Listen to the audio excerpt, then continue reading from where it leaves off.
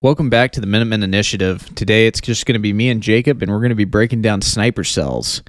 We'll be talking about what is a sniper, what kind of makes up the team as far as individual roles in a sniper team, and the gear you need in order to be effective, some of the missions you'll be tasked with, and more importantly, how this applies to the modern Minuteman mission. We really enjoyed sitting down and talking about this episode, and we think there's a ton to gain from listening to this and how it applies to not only smaller teams, but also even larger teams. We hope you enjoy the episode, and we'll see you on the other side.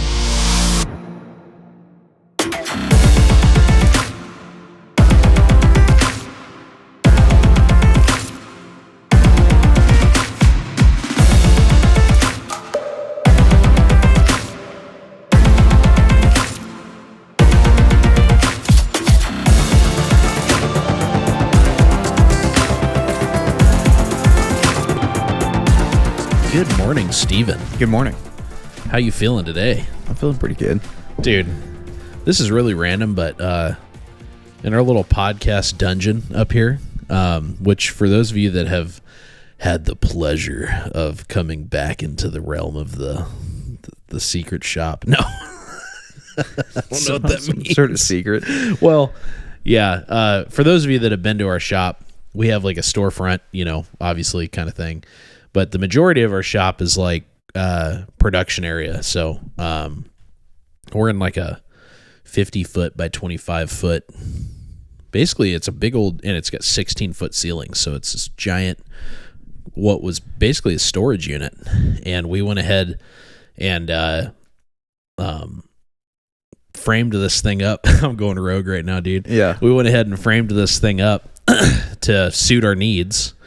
A little bit of lore, a little bit of DDS lore. And so I've done a bunch of residential construction and just trades stuff since after getting out of the military. So it was nice to be able to kind of design this thing and frame it up accordingly. Well, anyways, we make holsters and slings, and we have some other stuff that we're working on, and then we have we do some retail stuff, so we need space to store stock and stuff like that, and that's going to be expanding like a lot. We plan to add a fair amount to our website, hopefully soon. Honestly, I don't really have an excuse of why I haven't started adding stuff yet. It's just been time, I guess, other things. But with all that being said, we have like a small storefront. So if you've come to our shop, it's like, oh, cool, and we have a pretty rad little storefront, I think. Yeah. But I think most people are like, what's behind the curtain, like, because they know, they can tell that the space is a lot bigger than what the storefront is. Yeah. And so we've had people that are like, you can tell they're kind of like, what's back there? and we're like really transparent. Like, we'll be like, you want to go back and see how holsters are made or whatever? And everyone's always like, yeah. So I guess if you listen to this and you haven't, feel free to come by and be like, can I check out the back? Because we'll take you back here. We don't care. But we have a mezzanine, like an upstairs area that's in the back.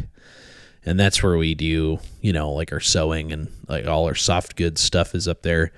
And then we have like kind of our gunsmithing Armory bench area, yeah, where we work on platforms and stuff.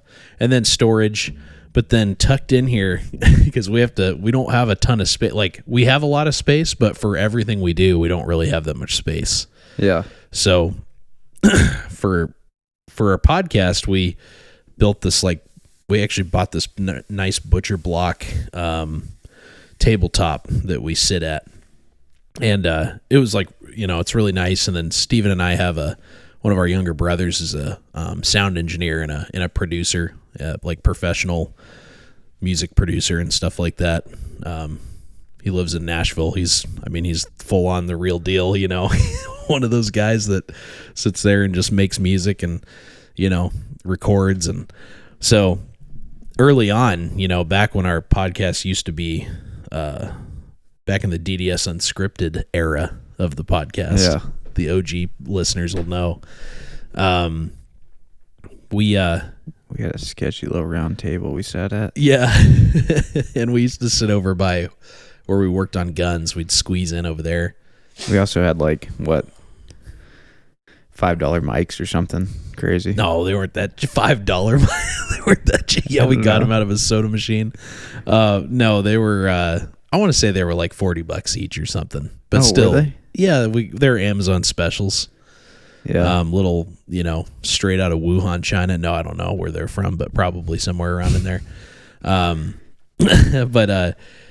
But what we did buy right out the gate was a really nice interface, and Steven's got a nice Mac laptop, and it's got, Apple products, especially their computer series, come with pretty good, pretty decent like production kind of stuff out the box, like GarageBand or whatever. But our brother helped us develop a really good and professional sound. That's something that we get complimented on pretty often. Is your podcast sounds pretty good. It's not any credit to us. I mean, Steven does edit this thing, so Steven's the one that edits it and cleans it up. And I got like a crash course from Andrew. Yeah. Andrew kind of set it all, like set the levels, and then told Steven, like, here's what you're looking for. And Steven's got an ear for it now. But yeah, now we have Shure. What are these? The SB7s or whatever. We got actual professional microphones now, and it made it a lot easier for you to edit, I think. Yeah, I don't have to do much of anything. Those old mics, actually, like the first couple episodes we had of the Minutemen Initiative, we were still running those old mics. But you can't really tell the difference. I just had to do a lot more editing on them to get like that, that good radio sound, I guess. Yeah. You don't sound like you're in a long hallway. Just like, that's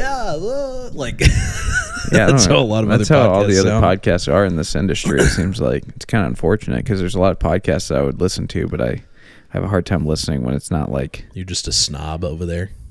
Well, no, but I mean, like, when you listen to like Joe Rogan Experience and all those types of podcasts that sound really good, it's hard to like listen to like something that sounds like it's recorded on your like record app on your iPhone, like it's just sat in the middle of the table and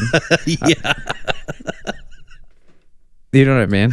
Which is so funny because I've had so many people ask like, so I want to start a podcast. I'm like, sweet. And they're like, I've been listening to yours and it seems like you guys are, got it kind of figured out. Like, I just kind of want to get started. I'm like, okay. And they're like, so I'm just going to record on my phone. And I'm like, no. And they're like, what? And I'm like, well, okay. I don't want to like bog you down, but you can get you can legitimately get a cheap, small, like one of those Zoom interfaces, like a 4-channel interface. Yeah. Is that what we use for our videos? Yeah. We have a 4-channel. Yeah, we do. And you can get a microphone for, there's a lot of brands out there, but you can get a decent little, $50 to $60 microphone, and you're not into it very much. Basically for like under $150, you could have everything you need as long as you have a laptop. I guess that's where it would change. Most people have laptops. Most people do, or even a desktop, and then you just have to have something to plug it into so you can record it. But it's gonna, I usually tell people like save up a little bit of money and get started that way, because first impressions are a lot, for getting a podcast started. And yeah, I'm gonna get back to where I was going. We're off the rails right now. This has nothing to do with our topic. Information. I don't want this to become. Yeah, people look at the title, they're like, "Sniper Cell." That's sick. And then here's how to create a podcast by DDS. No, but you guys messed up with your name. Yeah. So, anyways, what I was getting at this whole conversation is, we've got this nice table, we've got nice microphones, we've got the arms, that hold our microphones up to our little mouths. And for the smallest mouths. Small, so small. But for the longest time, dude, we were just sitting on these little fold-out chairs, dude. Literally forever, like for years. That have been broken. Yeah, I broke one. Like I sit back here. There's like that's actually what ended it for me. You breaking that chair, really? Dude. That was the final straw, dude. We got done recording and Jacob kicked back like lean back. I think it was when we were recording the episode with David, our brother. I think so too. You kicked back and you were like, like, because it was kind of, those chairs were uncomfortable, man. You get, like, after like 2 to 3 hours of talking, dude, you were uncomfortable in those chairs. So he, like, kicked back to, like, stretch, and he kind of leaned to one direction. And I think the thing, like, well, it caught in this carpet because I've got this carpet right here. So I tried to slide it back, and it kicked up on one leg, like, diagonally. And I leaned back at the same time, so all my weight shifted back into that one leg, and it just, like, scissored. Just, I was like, whoa! I almost went down. Yeah, dude, it was pretty wild. He actually did stay up. That was kind of crazy. So we ended up buying these. He just started levitating, dude. Yeah, I just floated away, dude. No, we ended up buying these. Steven found these, a good deal on these leather, like they're just spacious, dude. Dude, they're big old cushiony. They're rated for 500-pound people, dude. Are they? Yeah, that's what that said on there. We could get a few. We could have some lap sitting going on, dude. Easily. Whoa, dude. No, it's kind of nice though, because like they're so comfortable. Like every time I sit down, I could have a battle belt on right now and sit in between these armchairs right now. Just do a podcast in our plate carriers and helmets and battle belts. That'd be so random. When we start recording, maybe we can do that. That would be so random. Uncomfortable, dude. But anyways, yeah, so that's where I was getting at with this long-winded detour that I'm taking, is that it's nice to actually be to comfortable, not be kerschmackling around in a weird little plastic folding chair. And to, as soon as I sat down, you were I was hesitant. like, You were like, are they going to fit side by side when we get guests in here? Because like when we have guests, they sit next to me on the table. Yeah, the space isn't very big up here. Like, I want you to envision, like, if you're envisioning a narrow corridor with a table taking up the entire width, your vision is correct. That's exactly it.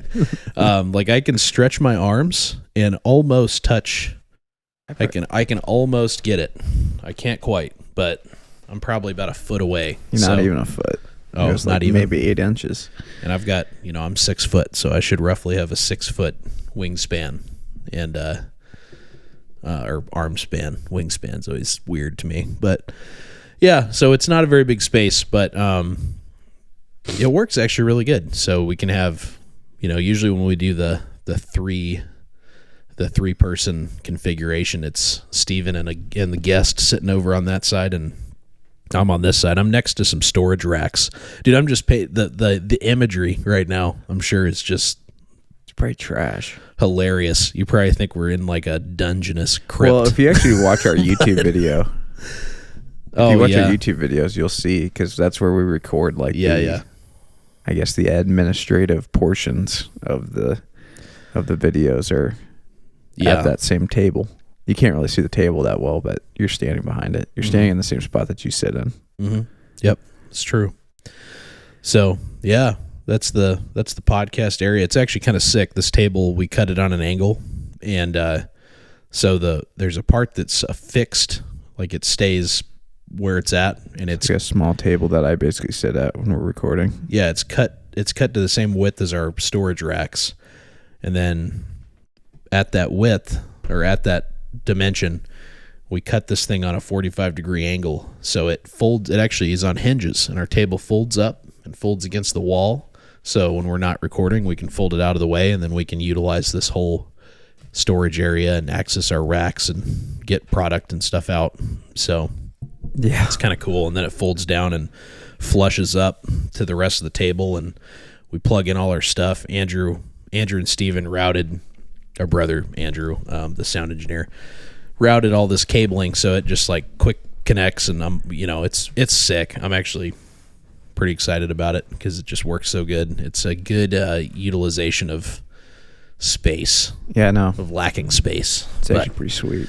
So yeah, if you listen and you're local, or if you ever come up here on vacation, we'd love to meet you. So come on by, and if you're like, dude, I want to see where that podcast happens at, then we'll show you after the initiation. No, I'm just kidding. You gotta go through a ceremony. Yeah. Oh no, man. Anyways, well, we're gonna get started here. So last episode we talked about team member responsibilities in the squad and team.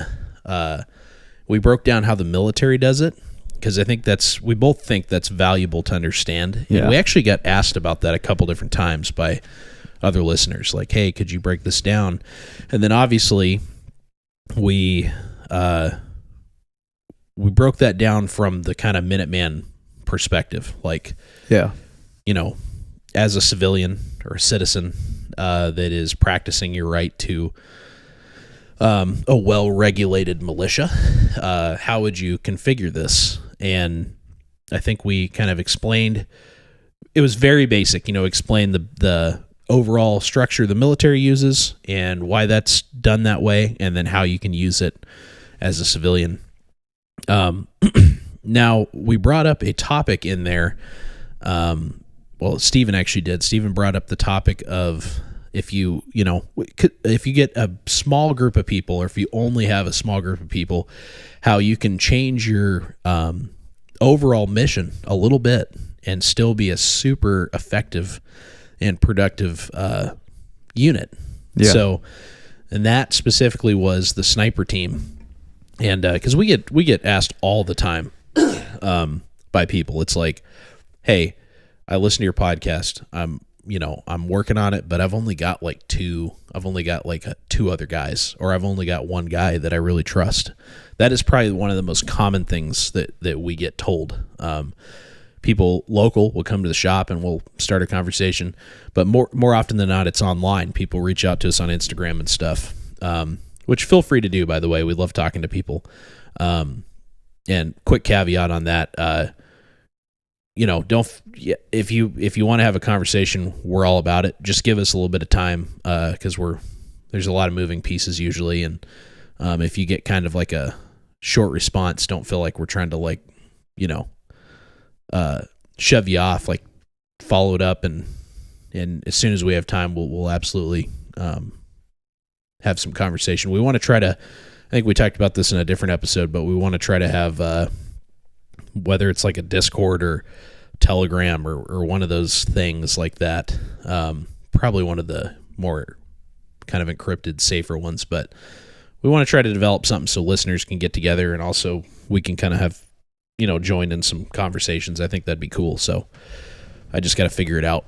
But anyways, we've had a lot of people reach out, and that's one of the biggest things we hear is, I've only got like one guy that, I've got a bunch of friends, but they don't get it. They're not in on this. Like, they haven't seen the light yet. I'm like, okay, totally get it. Or they're like, yeah, they're just, they're kind of getting into it, but they're just not yet. So anyways, we hear that a lot. So we wanted to go ahead and break that idea down, and start talking about that, because I think it's super valuable. And honestly, it's one of the aspects of small unit tactics and overall guerrilla warfare that is just, it's been used for years by militaries. And Yeah. Our military uses it to great effect. I actually just read this morning that I guess the Marine Corps is talking about taking sniper teams out of their like infantry companies, I guess, or something. I don't know. Really? Yeah, I was reading it, and it's like some new push that some general's trying to push down the line. The guy that was posting it was basically like, I don't know why you would do this. Yeah. Well, I mean, with satellites and stuff like that, you could argue that it's gotten from a big logistical military perspective, it's probably not as potent as it once was. I think, but at the same time, it's like there's still things that a human's going to be able to tell you better than a robot's going to be able to tell you. So, oh, for sure, yeah. I just mean like with like if you're, with drones and all that stuff, you can, with humans analyzing the data, yeah, you can probably get. But for this perspective, for what we're talking about, it's invaluable. Like, yeah, it would be so important to have that capability and become very good at it. And maybe even, which is something else we brought up in the last episode, maybe even offer your unit services up to, another group that might be like-minded, someone that you can kind of pair up with and part of that community coordination and stuff like that. Yeah. But yeah, so we're going to start to break that down. If you want to just start taking it away, Stephen, we'll just start chopping away at this because, I mean, ultimately we can sit here and say, yeah, cool, dude, you can be a sniper team. And I think most people, rightfully so, will be like, what does that look like? Yeah. So I guess first thing is, let's get super basic with it. What is a sniper? And this is copy and pasted right off the old Wikipedia, man. So a sniper is a military or paramilitary marksman who engages targets from positions of concealment or at distances exceeding the target's detection capabilities. Snipers generally have specialized training and are engaged or equipped with high precision rifles and high magnification optics, and often also serve as scouts or observers, feeding tactical information back to their units or command headquarters. Yep. So I think it's and that's actually a really good breakdown. And I like that, even though it's just a random Wikipedia definition, I like that they, towards the end, focused on the reconnaissance aspect. Yeah, and also when they were talking about engagements, they talk about, distances exceeding targets detection capabilities. Yep. Not only is that detection capabilities, but that's also distance of what firearms that they are using as well. Right. So staying with a far enough distance that they can't even reach them with the firearms they have. Obviously, if they got mortars or something like that, they'll probably be able to reach them. But, but yeah, I think if that was in there, I think that would be a good addition as well. It's not just about detection, but also about like, hey, I can hit you, but you can't hit me, kind of thing. Yeah. So, yeah. So, anyways, and then I'm going to get into the minimums, I guess, too, because that's important, Yeah. I mean, ultimately, let's hang out right here for a second. So, okay. Basically, the reason that this could be so valuable is because it's actually, this whole mission is conducive to small teams. Like, this is what you don't want a lot of people for this. Yeah. You could have and many do something like this, but you can have multiple sniper teams that are working in conjunction. Yeah. And it's actually very effective to do something like that. And then this starts to dovetail a lot into what you did with scout reconnaissance. Yeah. That because I think those missions are very interwoven. Yeah, it's pretty much the exact same mission, just maybe slightly different numbers as far as like what you're working with. Yeah. Obviously, our sniper teams were kind of interwoven into, like, they worked with us. Obviously, they moved separately from us, but they were communicating with us as well. So it's kind of like they were still attached to us. So it wasn't like they were completely just on their own. Right. You look at like the movie Shooter, like that's like a common one that a lot of people have seen. But, those guys are like literally in the middle of nowhere, and their communication is all through satellite, which is actually done. That's actually a thing. Usually in special, operation community, it's like those guys don't have like a unit that they're radioing back to. They're actually using satellite to communicate back to like, wherever. Whoever. Yeah. Yeah. So it's like they're a little bit more off the grid and on their own, I guess. Yeah. Which is actually common. I don't even remember where I was going with that, but yeah. Reconnaissance. I guess, it's kind of the same mission. Yeah. And it should be. I think a lot of people hear the term sniper and they're like, oh, you're out there hunting people, which you could be. But that's like, I feel like that's like not nearly as common for them to do. No, because it's just, there's more effective means. There's a lot of situations where it might be effective to do something like that, but a squad attack, for example, is going to be a little more, I guess I should say, your odds are better if you have something like that in a lot of situations. Yeah. But there are situations where kind of that hunter style sniping team could be very effective. And that's why I think considering this role for a small team is super important. But I think your primary focus should be being an absolute monster at just gathering information and Yeah, I think staying hidden, staying concealed, and then gathering intelligence and just doing overall reconnaissance. I think is important. I think that should definitely be your focus. I think it's a lot like how we talk about, like from an infantry skill level, like patrolling, understanding how to patrol, understanding like the basics of infantryman skills, like not necessarily prioritizing like CQB, but still being deadly with CQB. So I think as a sniper team, if that's something that you're going to try to shift, like you're a guy who's like, hey, I got me and two other guys, or I got me and another guy. If that's something that you're like, you know what, we're going to try this. We're going to try to utilize this skill. I think, understanding how to gather reconnaissance and all that stuff and being just an absolute beast at it, because that's going to be the thing you use the most. Yeah. But still being deadly in that shooting realm. Sure. Just like we say, you're not going to be kicking down doors, but still know how to be deadly doing it, because if you do have to do it, you better be the best at it, because that's where you die. Yep. You know? So I think, focus on how to gather information and all that stuff is incredibly important, but also know how to use your weapon platforms and to great effect. Yeah. Like you should know it inside and out. Yep. And if this is something you're considering, then that's the kind of marksmanship you need to be prioritizing. Yeah, there's a ton of people that do it too. Not really up here. Yeah. I would like to make it more of a thing up here. That'd be cool.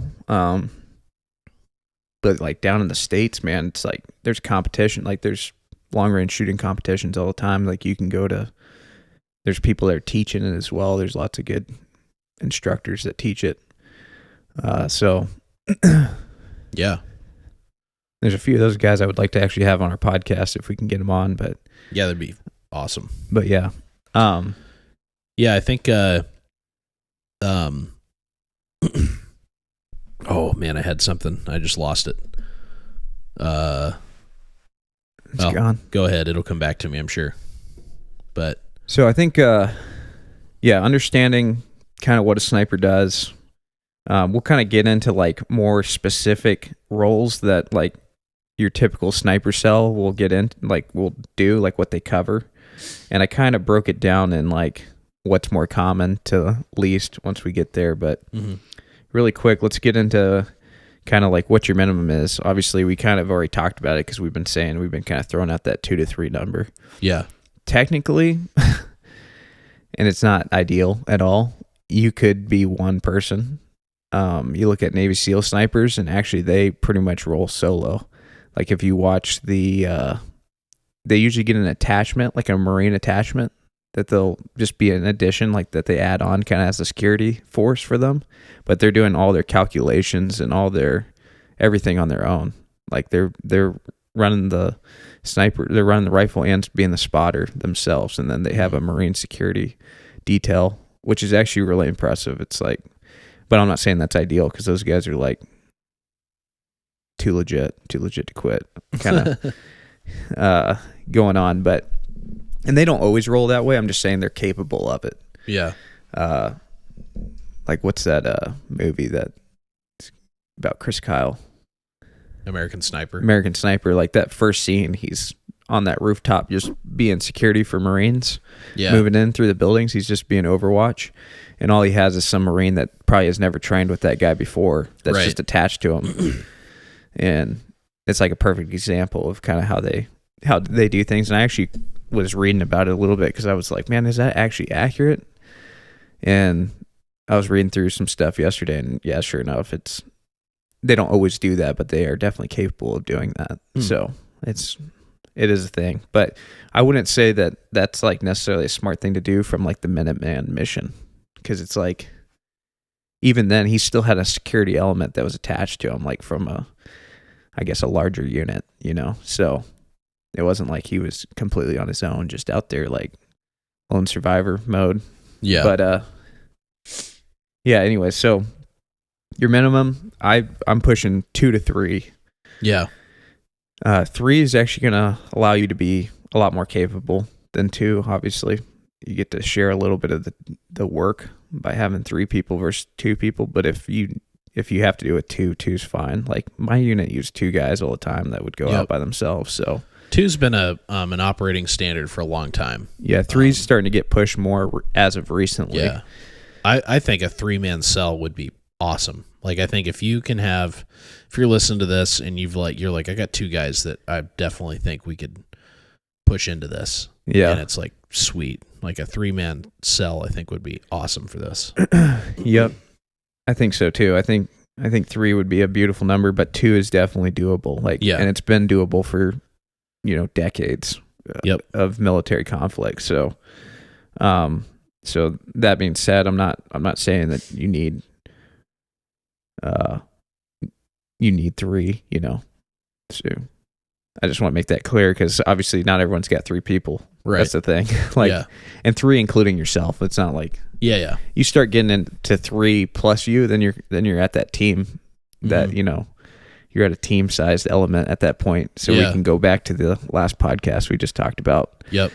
And learn from there. Not saying that these skills can't apply. I still think that these skills should be something that you should work on even with larger teams, but we can get into that a little later because I think I have that in my notes. But so let's get into I guess roles within the teams.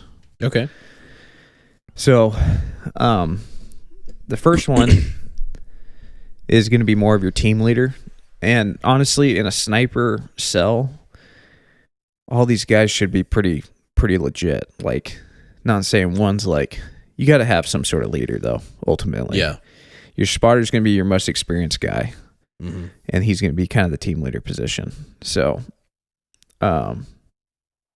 he's the most experienced sniper, obviously. He's probably, like in the military, I know for our guys and pretty much everywhere, the spotter was once the guy on the gun. For sure. Yep. Just like we talked about with machine guns, operating machine guns. Snipers actually are considered a crew serve weapon, just like a machine gun would be. They're still classified under that same thing because it's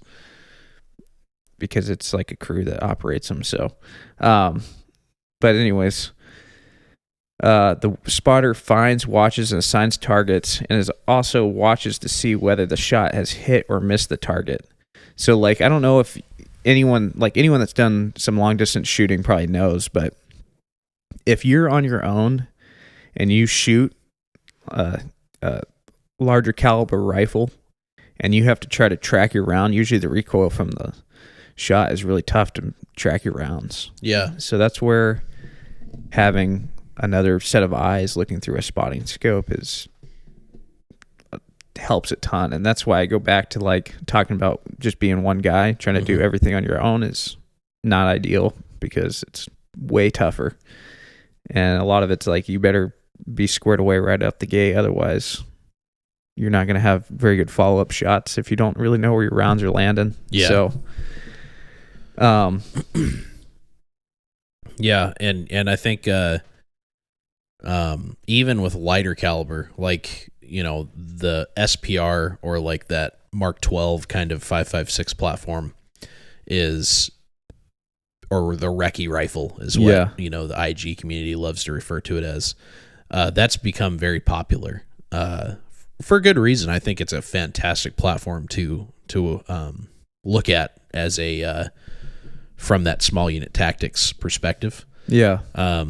It can serve as a kind of a general purpose carbine, but it also has it's in the name. It's a special purpose rifle, so it's designed with the special purpose of precision. Yeah. And engaging longer distance, more intermediate, but intermediate to longer range threats. It has the capability to do so. But even with that lighter caliber, it's tough. I mean, I was a DM, a designated marksman, and I spent a lot of time at KD ranges and the sniper ranges and stuff. Mainly working with the M1A. Had the M14 EBR for most of the time doing that. But when I was getting out, they were playing around with that the 5.56 DM platforms, which had an actual LPVO and stuff like that. I didn't get to do too much with it, but I've got obviously a lot more experience with that on my own, since that's kind of how I set up my rifle now. But just with my experience with two different platforms, obviously the 7.62x51 or the 308, it's tough to, without a spotter, it's tough to have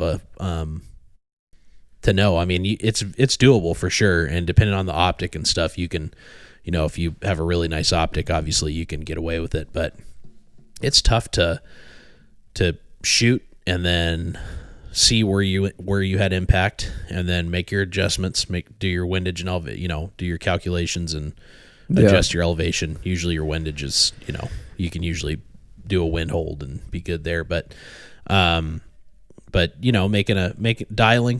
your dialing adjustments and then also following up effectively. Because ultimately you want to be able to get rounds on target with the least amount of shots as possible. The more you're plunging, the more they're going to dial in on where you're at. That's the whole point of this, is that you don't want to be identified. You want to be able to be effective without being identified. Because if you're being ineffective, and I'm going to rabbit trail back just a second here because I remembered what I wanted to say.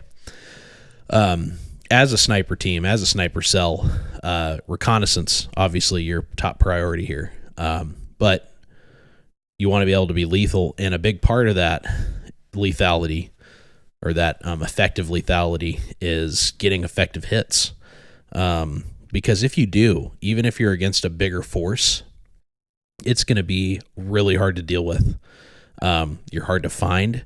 And if you literally take somebody out, and I think people might Hollywood this a little bit too much. Like, people assume, well, you want to find like a commanding person, and that's awesome, but it doesn't really matter. If you take anybody out, that is very effective engagement, and you've reduced numbers, and it goes from what would be known as like harassment fire to like, effective engagement. And it becomes extremely hard to maneuver against, because they know now, like, holy crap, like this group they're hitting us, they're taking us out. And so you can kind of start to pin down units, and it warrants a overwhelming response. And for you to draw out, as a small team, for you to draw out that kind of response is actually mission accomplished. Yeah. Now, obviously, you have to be smart, and we'll talk more about, and I might be getting a little ahead of myself here, because I'm kind of dancing around in the actual like platform operator position, but in general, as a whole, as the sniper team, being able to get effective hits is extremely important, and get effective hits fast. And a lot of that, I think, comes back to that spotter, because it's very hard to do that, even on like lighter caliber or lighter recoil platforms. I think it's very hard to get good follow-up shots quickly. You can get them. Like, there's many times on the KD ranges or known distance ranges that, it's known distance, so you can get super close, and then maybe if you get some wind or something, you could, on your own, we were pretty good at getting it. But known distance is not always, you don't always have the benefit. You have to do a little bit of range estimation usually. And so there's going to be a few rounds that are going to help dial you in. Yeah. No pun intended, but I guess literally at some point dial you in. But so that spotter, though, it's so nice having a spotter. Like, anytime I've shot that kind of stuff with a spotter, and they tell you like, 2 clicks up or whatever, it's just like, okay, tick, tick, impact, sick. Like, it's so nice. So, yeah. But yeah, like you were saying, I mean, that is somebody that is very experienced. You have to understand the calculations. Yeah, you got to know how to judge angles, distances, how to judge wind. Yep. You got crosswinds. It's like, there's a lot going on there. Yeah, you need to understand you also need to understand your optic, like your spotting scope. Understand where it's distorted, what there's going to be things like that. And it's only going to come with just lots and lots of training with whatever your equipment is. The other thing I would highly encourage the knowledge of is minutes of angle and milliradians. So mils versus MOA. Like, you'll hear those things a lot. Yeah. I think you need to understand both of them. I think they're both valuable. Most high-end optics with the intention of like long distance shooting are going to be in milliradian or mils. But minutes of angle is very valuable to understand. And a lot of commercially available or like more civilian focused, just general purpose optics are going to be in minutes. Yeah. But those are kind of, if you just heard all that and you're like, what? Then you have some homework to do. And it's quite a bit of homework, but once you start to really understand the what that means and how it's basically, taken out of a 360 degree circle, and you just do a little bit of simple math for both. They're both a little bit different, but once you understand the calculations and then you pair that with the knowledge of shooting in general, marksmanship, and how those combine, you can start to understand it pretty well. So yeah. Another thing that the spotter is going to be responsible for is the immediate security of the team. So meaning your the operator of the fire or of the rifle and then the spotter are going to be together when you're actually performing whatever you're doing, whether it's reconnaissance or you're actually trying to shoot at some target or whatever their mission is. They're going to be paired up together. So they're going to be the ones the spotter's going to be in charge of having security for the team as well, on top of all his other duties. And he's going to be doing communication. So you're probably listening to this and it's like, dude, the spotter's doing a lot, man, which they are. Yep. They're doing pretty much 80% of the job. No, not really, but it seems like it, like when you start breaking it down, like what everyone's responsibility is in the team. Yeah. Well, and this is why that person is generally the most experienced. Because once you've done a lot of this stuff, this might sound kind of weird, but the more you do this kind of stuff, the more kind of just second nature it becomes. Like if you've been in a team similar to this, like I've been in little teams like this. Like in Afghanistan, it was a 2-man team, but there's a few times we went outside the wire slick, just super low profile with our platforms. Like our configuration was, my spotter would basically have a spotting scope. I was the shooter, but he had a spotting scope. But then, with IR, basically an IR clip on. Yeah. And then his M1A had, because we both had M14s, was the standard Leupold Mark IV with a IR clip on. And then I had that crazy old school thermal scope, the digital zoom, that big gray thing that went through batteries in like 30 seconds. Yeah. No, it literally had, I think it was like an 8-minute runtime. It was not good. Like you literally had to carry, it had that, you remember that cylindrical battery pack it took, and it took like 8, I want to say it took 12. I think it took like 12 AA batteries. And it was like this long tube. Now, maybe it wasn't that many. It was a lot. I want to say it was like at least 8 AA batteries, and they were like stacked in kind of like a circle in this long plastic tube. And you literally had to. I don't know if I had one of those. I don't know what those are. Dude, you had to bring those extra battery cartridges with you. Huh.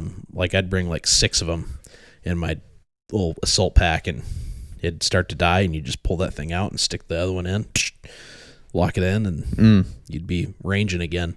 Crazy. But yeah, anyways, he would, we'd keep it turned off usually, and he would be kind of scanning, and I'd just be scanning with nods or whatever. But anyways, when you're in that configuration, you're doing a lot of stuff. Like there's a lot of, you're looking over a huge range of area. At least we were whenever we did it. And you have to stay hidden, and you like stay put for long, like hours, hours and hours of time.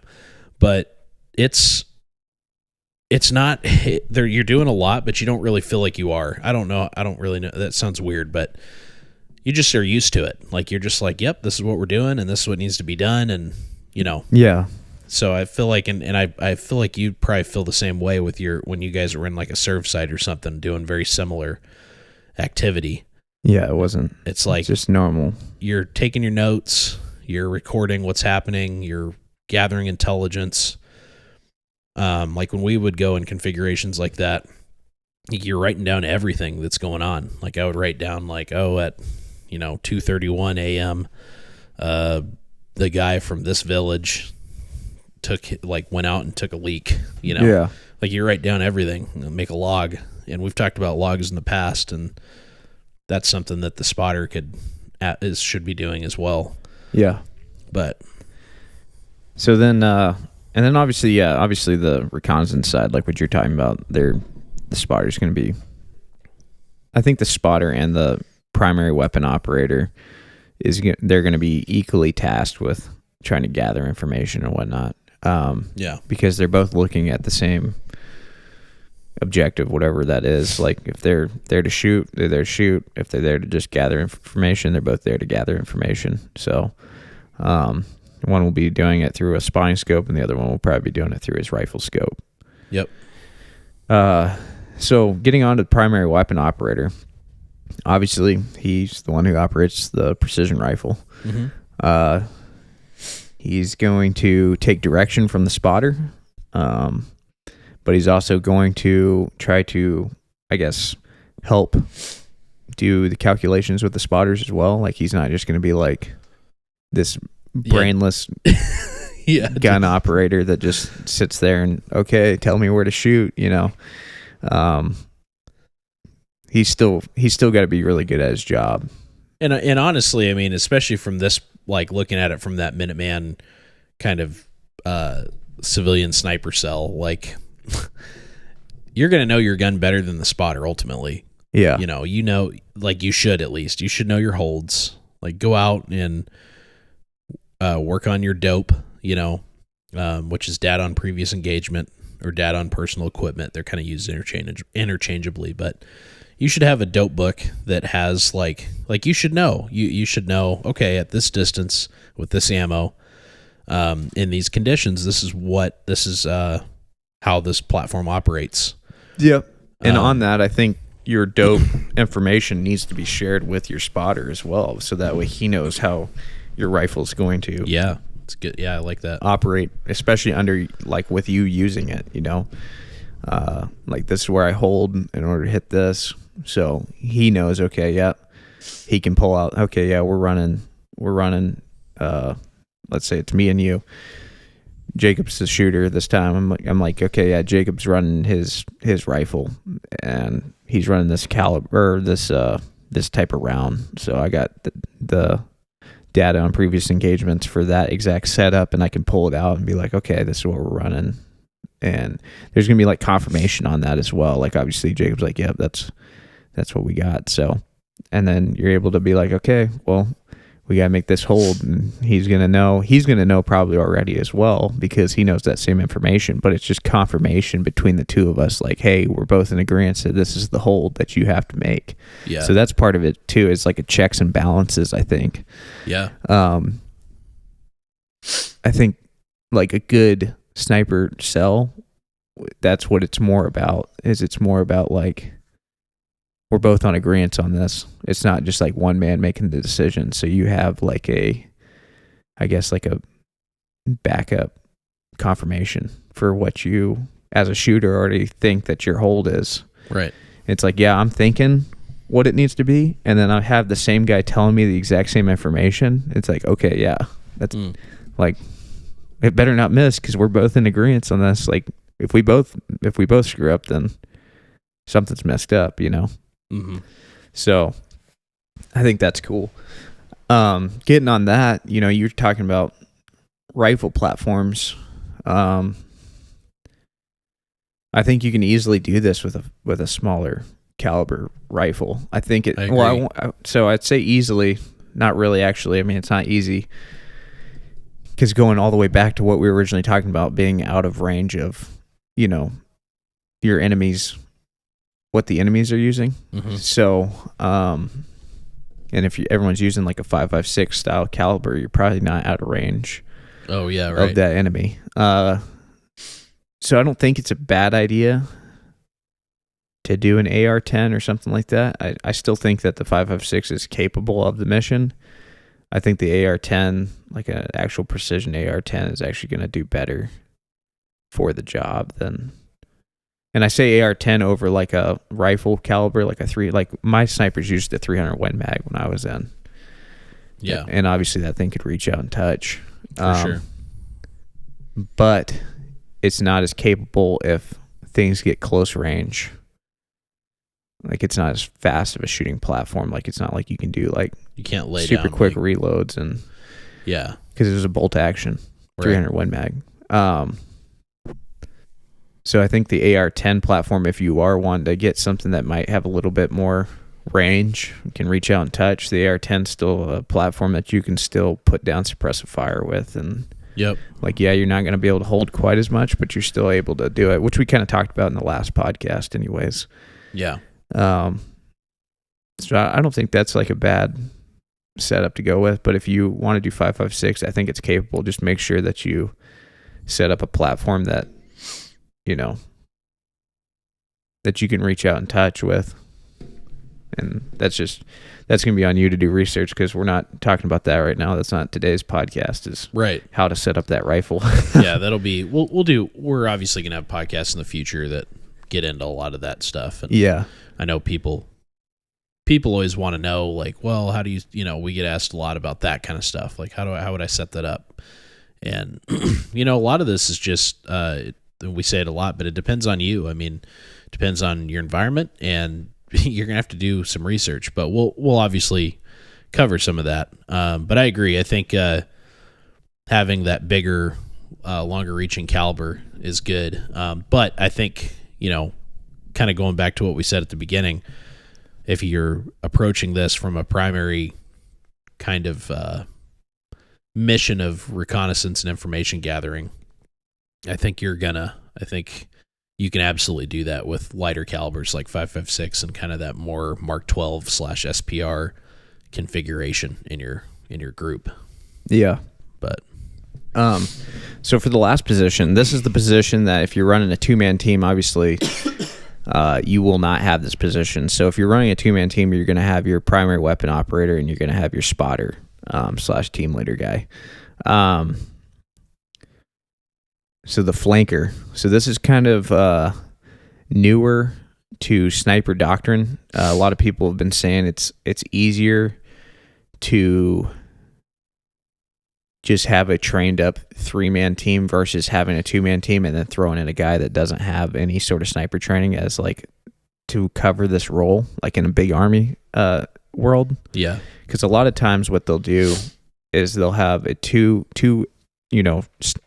trained snipers, and then they'll add a third guy if they need like a security, offset security. yeah, And that would be kind of that flanker role. Well, in newer doctrine, they've been saying that, obviously if you have 3 guys that are all trained up, it's easier for one, gear sharing is easier because the dude knows kind of like what everyone else needs. He can also jump into different positions if need be. Like he can jump into the primary weapon position, and you can kind of decide how you want to do it if you have 3 guys. So that's where I said that 3 men's going to be a little bit more capable than 2. But so the flanker is tasked to act as a sentry, observing areas not immediately visible to the sniper and spotter. So basically what that means is he's going to be a security offset from the team. So he's going to be kind of on his own.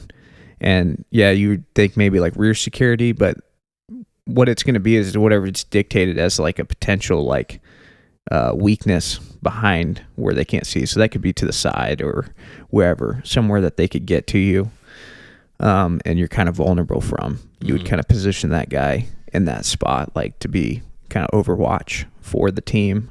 Yep. Obviously, they're not so far offset that you guys get like separated like super bad, but they're offset enough that a mortar's not just going to kill everyone, Right. I don't remember where I was going. So it assists in rear security and perimeter defense, and they're going to deal with communication as well. And for me personally, what I would do in this situation is I would let them run like your long distance communication back to wherever you're going, because as a spotter, you're not going to be able to set up directional antennas and stuff like that, because you're potentially like in more of a vulnerable hide site that can be spotted a little easier, where your flanker can be in a position where it's a little bit more thick in the woods and whatnot, and you can kind of utilize that to stay concealed and do a little bit more, kind of like a your serve site, hide site kind of vibe going on. So your serve site's obviously your furthest element, your hide site's slightly back and can deal with a little bit more like communication as far as antennas and things like that if you need to push information back to someone else. The flanker can be involved in that as well. So you can have him kind of doing more than just rear security for you. But yeah. And I really like what you're saying about, you know, it's another member of the team. It's not just like, you know, typical Army fashion of like, hey, the scout sniper team's coming down. You're going to go with them and be their rear security. And you're just like thrown into it. And you got a guy that's like, hey, you know, and he's just like kind of hanging out. He doesn't know how everyone operates. Yeah. Where he doesn't know how to stay hidden. You know, there's all kinds of things like that are, you know, and ultimately he probably doesn't know, you know, how to communicate very well with the guys and facilitate their needs, and then also more importantly jump into positions potentially. So I think that's why this 3-man team, you know, if you're thinking about this for a structure to use, I think that 3 people is so awesome, because you can cover a lot of bases that way, and you can obviously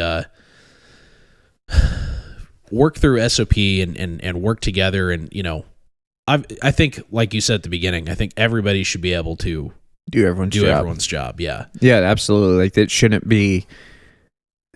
I think if you are setting up a team in this fashion, it would definitely be good to like run people like, hey man, we're gonna switch it up and we're gonna swap everyone's position, so that way everyone has a good understanding. Because when you have an understanding, it builds experience, and also like when you have an understanding of what this guy's doing, you can better support him, because you're like, dude, I know what I wish was done for me when I was in that position. Yep. Or vice versa, you know? So I think that's like, when you don't understand the position, you don't know how to help in that area, because you're like, you know, well, that guy just gets to sit there and shoot all the time. Well, you know what? He's also sitting there looking through a scope for a long time, getting fatigued. His eyes are probably miserable, you know? Dude, yeah. So it starts to suck. Yeah. Yeah, he's just chilling there, but there's like some endurance as far as like, and perseverance as far as just sitting there looking through an optic and trying to observe information. Yeah. Like, it's exhausting. And it's honestly something that with a 3-man team, it's pretty easy to be like, you know what? I'll break you out for a while. We can swap.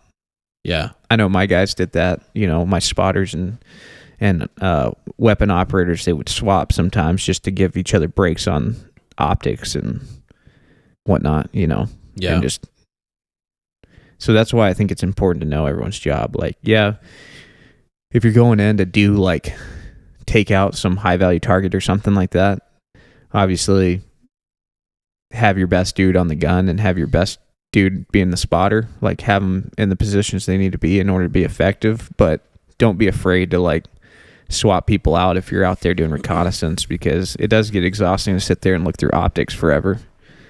It would be nice to be the flanker every once in a while. Just go to the back and just be like, all right, I'm pulling security for these guys. Yeah. You know, that's like a good place to maybe get a bite to eat and do that kind of stuff, you know? Yeah. Like, obviously you're still in an important position, because like if you just get so lackadaisical, then you like just literally get your whole team killed. But you're not going to be sleeping. No, yeah. And that's another thing with them, like they're not setting up, sniper teams aren't setting up like subsurface surveillance sites really. Like they're doing more hasty hide site kind of situations or serve site, depending on how you look at it. For shorter periods of time. Yep. Like don't think, that's the other thing I think Hollywood kind of gets wrong. And I'm not saying it doesn't happen, but it's more uncommon for, like you'll hear it in a movie like this sniper could go into the field and, he'd be on the objective for 4 days, Yeah, I think what's like, more common is like, like a 24 to 48 hour mission. Yeah. And like you bringing in one MRE with you and that's it. Like you're packing super light and it's going to suck because you're not going to eat much. And you're not going to sleep like at all. Mm-hmm. But it's not going to be like, 48 hours is like probably like the max you're going to do with that light of a list, like, because you're not getting any sleep and you're not really getting much to eat because you have to pack light. So, and you got to stay concealed. Yeah. With relatively hasty, like you were saying, environment, because the whole idea is being able to see and potentially engage whatever you're looking at. That's the other thing too about the distance that you set up. I think it's important to like the whole idea behind this is like you need to be able to see what's going on. So you don't want to be so far away that you can't really tell what's happening. Yeah, you need to be up in there enough to where it's hard for them to identify you. And you have the advantage obviously, but you're able to observe what's happening. So yeah, it's kind of like find the sweet spot. You don't want to get so far up in there that you can just get overtaken if they find where you're at, but you also don't want to be so far away that you can't get any information that you're there to get. So and then obviously, like I said before, if you're in if you're just a two-man team, your spotter's going to take on a lot of the flanker responsibilities, and honestly the primary weapon operator is going to take on some of those responsibilities as well, because the flanker carries lots of like ammunition and things like that for the team, just because it makes sense. Like obviously you're going to spread the weight a little bit, but yeah. Does that make enough sense on everyone's roles? Yeah. Okay. So let's kind of get into what kind of missions that, like the differing of missions that your sniper teams are going to have. And some of these are going to be more like not as applicable to like the Minuteman style stuff. This is just kind of like what sniper cells are expected to do and like different missions that they're tasked with. And I kind of tried to hit this from more common to less common, least common, I guess. Not really, actually. I think it's not actually. It's just random. So, reconnaissance and information gathering, obviously. That is probably the number one priority. We've kind of hit on this a lot, but basically just getting information. Like you're not even there to do any sort of shooting. You're just there to not be seen and to gather as much information as humanly possible. We kind of touched on this at the beginning, but like, yeah, there's drones and there's all these like, there's satellite imagery and there's all the stuff that, computers can gather, but there's still a human perspective that I think is still important that you gain from like actually having humans there physically seeing what's going on, being able to listen potentially depending on how close, and I think there's just something more to that than what you can gain from like man-made objects, I guess. I think they are starting to get replaced, like you said, just because what's the point of putting a human's life in danger in a big military perspective? But especially from the Minuteman perspective, I think reconnaissance and information gathering is going to be like an incredibly important thing that you can be an asset for. Having a great understanding on how to record information, go in there, you can take pictures and just a whole bunch of stuff. And really quick, I just kind of I was kind of thinking about this. as we've been talking, you may be listening to this like, man, like, how does this fit the Minuteman mission? Like I'm I'm sitting here thinking about it, and I'm like, I'm just, big picture, how does this, like, I thought as a Minuteman, we're just supposed to, like, protect our homes and our community and our families and kind of be ready for something. And it's like, well, yeah, that's how this fits. This is, I guess just big picture, look at it like this is an extension of your defensive measures, you know. I always tell people, if you could, do you want to wait for the enemy to cross the threshold of your door, or do you want to stop them before they even get into your town? And you should want to stop them before they even get into your town.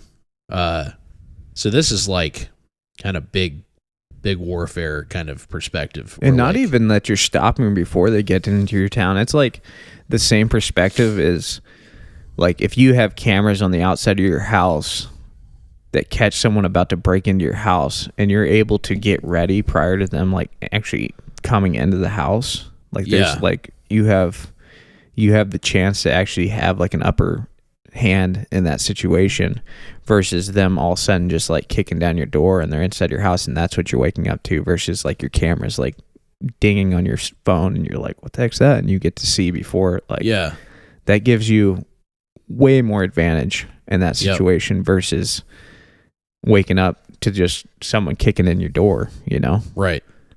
It's that same perspective. Yeah. It's like you are the security camera. Yeah, exactly. Like, yeah, you're not necessarily there to like actually, like, you may not be there to actually shoot at all, but if you can be there to sit there and be like, yeah, this is happening. They got this many people and they seem like they're moving this direction, like, or whatever, that's an advantage that you've just given your community. Yeah. Yeah. I just wanted to throw that in there because I envisioned that being a possible question, and maybe we can talk a little bit more about that later, but I didn't mean to interrupt you. I just was thinking about that. So yeah. Another task is coordination of fire support assets. That's a fantastic one. That's obviously going to require some. That's going to require big players in order to pull that off. So this is one that may not apply nearly as much because I don't know very many people that got mortar teams or artillery teams or anything like that. So, but basically this is like them calling for fire, them being in a location, they're sitting there, they got eyes on, they can say, hey, you know what? There's civilians there, we're not doing it. Or, hey, no civilians, man. It's all just bad guys. Stand by for grid. Yeah, exactly. And that means, and this goes hand in hand with the reconnaissance and information. Like, you have got to, if this is what you're looking at. We did a lot of this, honestly. Yeah. And it's something that I haven't really talked about just because it doesn't really apply to the Minuteman mission, but I wanted to bring it up because I think it is important understanding like what conventional armies are or conventional militaries do use these assets for. Yeah. But you've got to understand land navigation. You've got to understand how to deliver grid coordinates. Because we did a lot of this stuff too. And it is literally like, dude, I was so good at it. You were looking over at an area, and then you're looking at your map, and you're comparing your terrain features and what you see on the map with what you're actually looking at, and then you're identifying where that physically is on that map, and then you're taking that information and delivering it to those fire support assets, and then they're going to put rounds on like where you tell them. Yeah. You also need to know where you are because that's important for your fire support to understand as well, so you don't get artillery dropped on your head. Dude, did you ever do those trainings with the big TV screen? Did your fisters ever bring you in to do that? No. Oh, it was so cool. You know what? Yeah, we did do that. Yeah. You had like a map in front of you. You sat at a table. Yep. It was kind of sick. It had that really stupid looking explosion when it was all like. But I mean, it just worked the exact same way. Yeah. Like you would look at this map, they'd have a map, and they'd have targets out on this map, and they'd be like, "All right, we're going to try to hit this tank." They even had moving targets as well that you would have to try to hit. Dude, I was so good at that. it was random. Like I remember all my fisters being like, "Dude, are you sure you don't want to just become a fister? Like, you're good at this." And I was just like, "Well, it's easy, man. It's just That's a forward observer, pretty much. yeah. Yeah. It's just basically like looking at the terrain and being like, okay, yeah, that's right around here." And you just, or if you need to lead something, it's like, all right, I'm just gonna, and you just take your protractor, map it out, and give them the grid coordinates, and they drop it, and if they drop one, and then if it's good, you say fire for effect, and they just send it. Yep. And they were just like, man, you're solid at this. But it's kind of fun actually. But It is fun. It's but fun. but it shows how easy it is, and especially someone who does a lot of that, like, man, they can end your world super fast. Yeah. And that being done in a sniper cell just adds to your capabilities. Oh yeah. And again, if you're sitting here like, what? That doesn't apply. Well, just think about like what we see in Ukraine.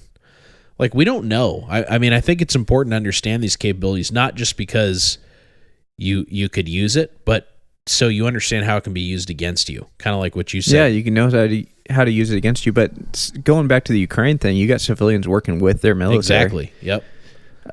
So I don't really think it's completely out of the No, I don't either. out of the scenario. I think if things are that bad where, American communities are being affected, I don't think it's going to be like, yeah, stay home, stay in your houses. Like, I think it's just going to be all hands on deck. I mean, I'm trying to think about it from a military perspective. I think America would be very different because, America's likes to try to insulate between the two. Yeah. But I think realistically, when it comes down to it, you look back at like World War II and situations in the world that have kind of required everyone's assistance. Like everyone got involved, like all the industries dropped what they were making and started making stuff for the conflict. And, so you think about, I mean, thankfully we didn't really have too many things happen on American soil. Obviously there was Pearl Harbor, and then there was the islands of Attu here in Alaska. And then there was a few situations with balloons, ironically, where Americans got, there's actually Americans that got killed by balloon bombs from Japan. And so we've had a few things on our soil, but not very much. But a great example would be 9/11. Like, that was people were just helping. Like, people, it wasn't like, are you at the fire department? Well, then get out of here. It was just like, all hands on deck. People were helping, man. and everyone was stoked. Like, I'm trying to think, from a military perspective, like me being, like, thinking back to when I was in the military, if I had a group of dudes come up, and just by how they were like gillied out with like platforms, that I was like, holy crap. And they were like, hey, we can go down there and do, we can forward observe for you guys. If you guys want to get a fire mission on target down there, we've been sneaking in that area for the last week, and they have no idea we're there. Well, you look at like, and you're just like, dude, let's go. Like, I'd be stoked. Think about like a great. I always like the movie U.S. Marshals with Tommy Lee Jones. But it's such a good movie. When they're in, like, I think they're in Louisiana or something, or Florida, they're down in the swamps. But think about who they use. Yeah. To help them go find him. Yeah, they use all the local guys who got like swamp boats, and they know the area super well, and it's like, yeah. Well, remember how he picks the guy? He's like, who knows the swamp? And that one guy just leans forward and just spits out a dip. Like, yeah. And he just goes, you're with me. I'm riding with you. Yeah. Yeah. Yeah, dude. Dude, what a classic movie. It's so good. That was a pretty good movie. Anyways. Good twist in that movie, too. Yeah. We just start talking about movies now. No, well, that's just an easy way to... Movies aren't like that anymore. That was just a solid movie. Except for that Top Gun Maverick kind of had that same feel. It had a good feel. Kind of old school American action movie, Well, that's because they just literally ripped off the old one. And I mean, it's got its own story, but I'm just saying, like, they literally went for that same, like, almost writing. Right. Right. All right, let's get back into what they're tasked with. So, coordinating of fire support assets. Obviously, we kind of got on that. Long-range target elimination. Obviously, that's like what everyone thinks that snipers do. Sniper. Yeah. That's not as common, obviously, but it is still something they utilize. And you should, like Steven said earlier, you should be able to do it. Like, what's the whole point of calling yourself a sniper cell if you can't be lethal as a sniper? yeah, that's like the cool part of the job. So Yeah. you might as well be good at it. That's the fun part to train. Yeah. And then fire support, which I think is super effective. And we used it a ton. Yes. Fire support. So basically kind of your same concept as a, support by fire with belt feds. Mm-hmm. You're just doing the same thing with accurate precision shots. And it is it's so effective. Like this is what my unit did. This was my role was overwatch positioning as a DM, and I was integrated usually with or near the machine gun team. Yep. Usually not literally next to, but yeah, which was common too. Separation. We would do that too. We would have our support by fire guys, which is like basically all our 240s and whatnot, and they would be set up, and then you'd have your sniper team just slightly offset, like kind of either a little bit higher position or just in a tactically sound position, I guess, but still where they can kind of see each other and communicate with each other if need be. And it's super effective if you have a unit moving on an objective and they're doing like a squad attack, for example, and they're attacking from one direction, flanking from another, and then you're providing precision support by fire from another location. It just, you go from like being like causing a problem to like full on taking over. That effective firing is really hard to deal with. I just like speaking from an Op 4 perspective, like thankfully I was never on the other side of that in a real situation. That would have sucked. I probably wouldn't be here, but yeah, as Op 4, just no faith in you. Well, you'd be dead. I just know as Op 4 I got killed. So it was like, dude, it's and crazy, I remember man. being like, what? Like the guy was like, this was using the Miles gear, because it was at like great ranges. So it wasn't a semi-mission training. It was because semi-missions don't shoot that far, but it was Miles gear, and we were like holding this. We were playing Op 4, but we were like supposed to hold this objective. And I remember being like, dude, we're gonna we know what they're doing. We're gonna do this or whatever. And then my stuff went off, and I was like, what? And then the cadre or whatever was walking around, and he's like, yep, you're done. And I was like, how? He's like, you got shot. And I remember like looking at where they were coming from and being like, there's no way, like they can't even see me. And then I found out later it was it was the sniper team that killed me. Yeah, they killed me from some random place, and I was just like, no. So they took like 4 of us out. We were like, and we were all ready to ambush the crap out of these guys. You like see like the alpha team coming up on the objective. Yeah, and you're like, dude, we're gonna get them, dude. They don't even know we're here. These guys. Meanwhile, they probably knew that you guys were there, and they were like, yeah, if we just hang out here and they can see us, they think that we got them. They were shooting at us, like the alpha team was, but we were like, yeah, there's no way. Like they were in cover, and and then but we died. So, and it was a sniper team that was on our flank, and like far away. We didn't even know they were there. So it was lights out. Kind of a somber moment too when you're like, well, I'm glad that wasn't real, because that would have been it. Yeah. Yeah, it's pretty crazy. So, and then I've been on the other side of it too as a DM, where you're just like tagging people, and you're not even the focus. That's what's even more so dangerous about it, is like you are probably the scariest and most effective platform out there, and you're not even the focal point. No, everyone's focused in on the the larger element, and you're just sitting up on like some hilltop, like concealed in concealment with a suppressor, and you're just plunging rounds down at some fools. We had a cool live fire range that we did this on up at DTA, and it was a really cool. It was this big objective. It was built out of like all these. It was like a pretty large like mock village kind of thing. Yeah, but it was not the one they had up there. It wasn't like, because when we went to JRTC and stuff, it was like Afghan they built them more like Afghan and Iraqi villages, but this was like a more modern kind of.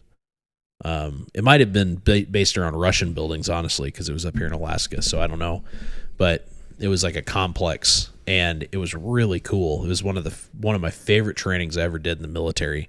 It was had all pop-up targets integrated into it. Yeah, and it was ran by like like range cadre or whatever, and they would set them up to take like a certain amount of hits before they go down, but then they could have them pop back up too, like at random times. Yeah.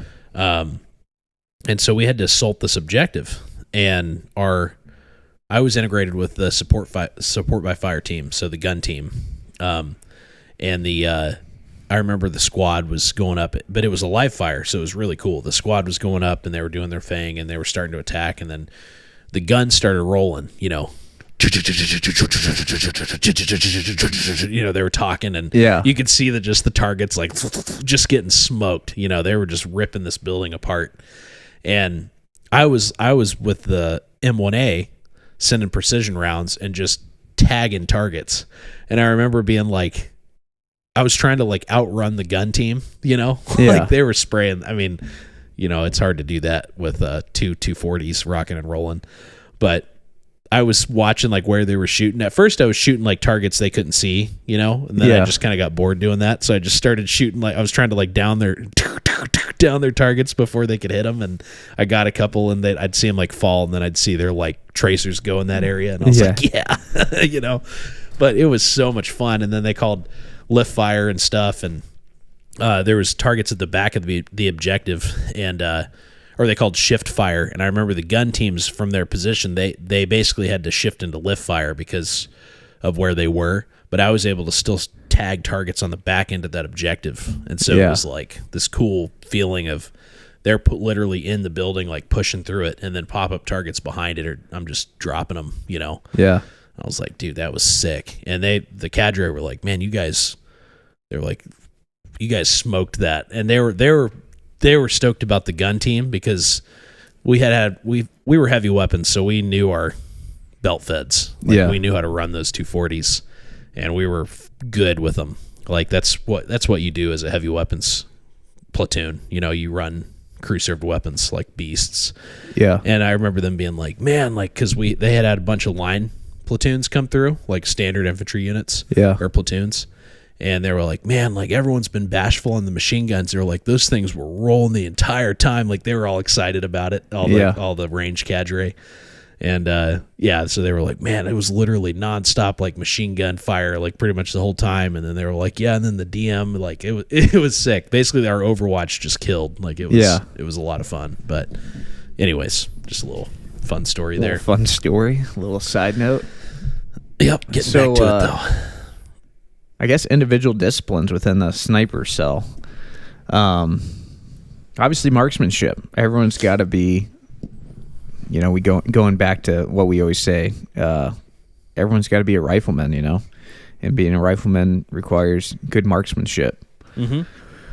And this isn't just for, you know, the guy that's running the gun. This is for everyone, the whole team. Everyone needs to be super capable.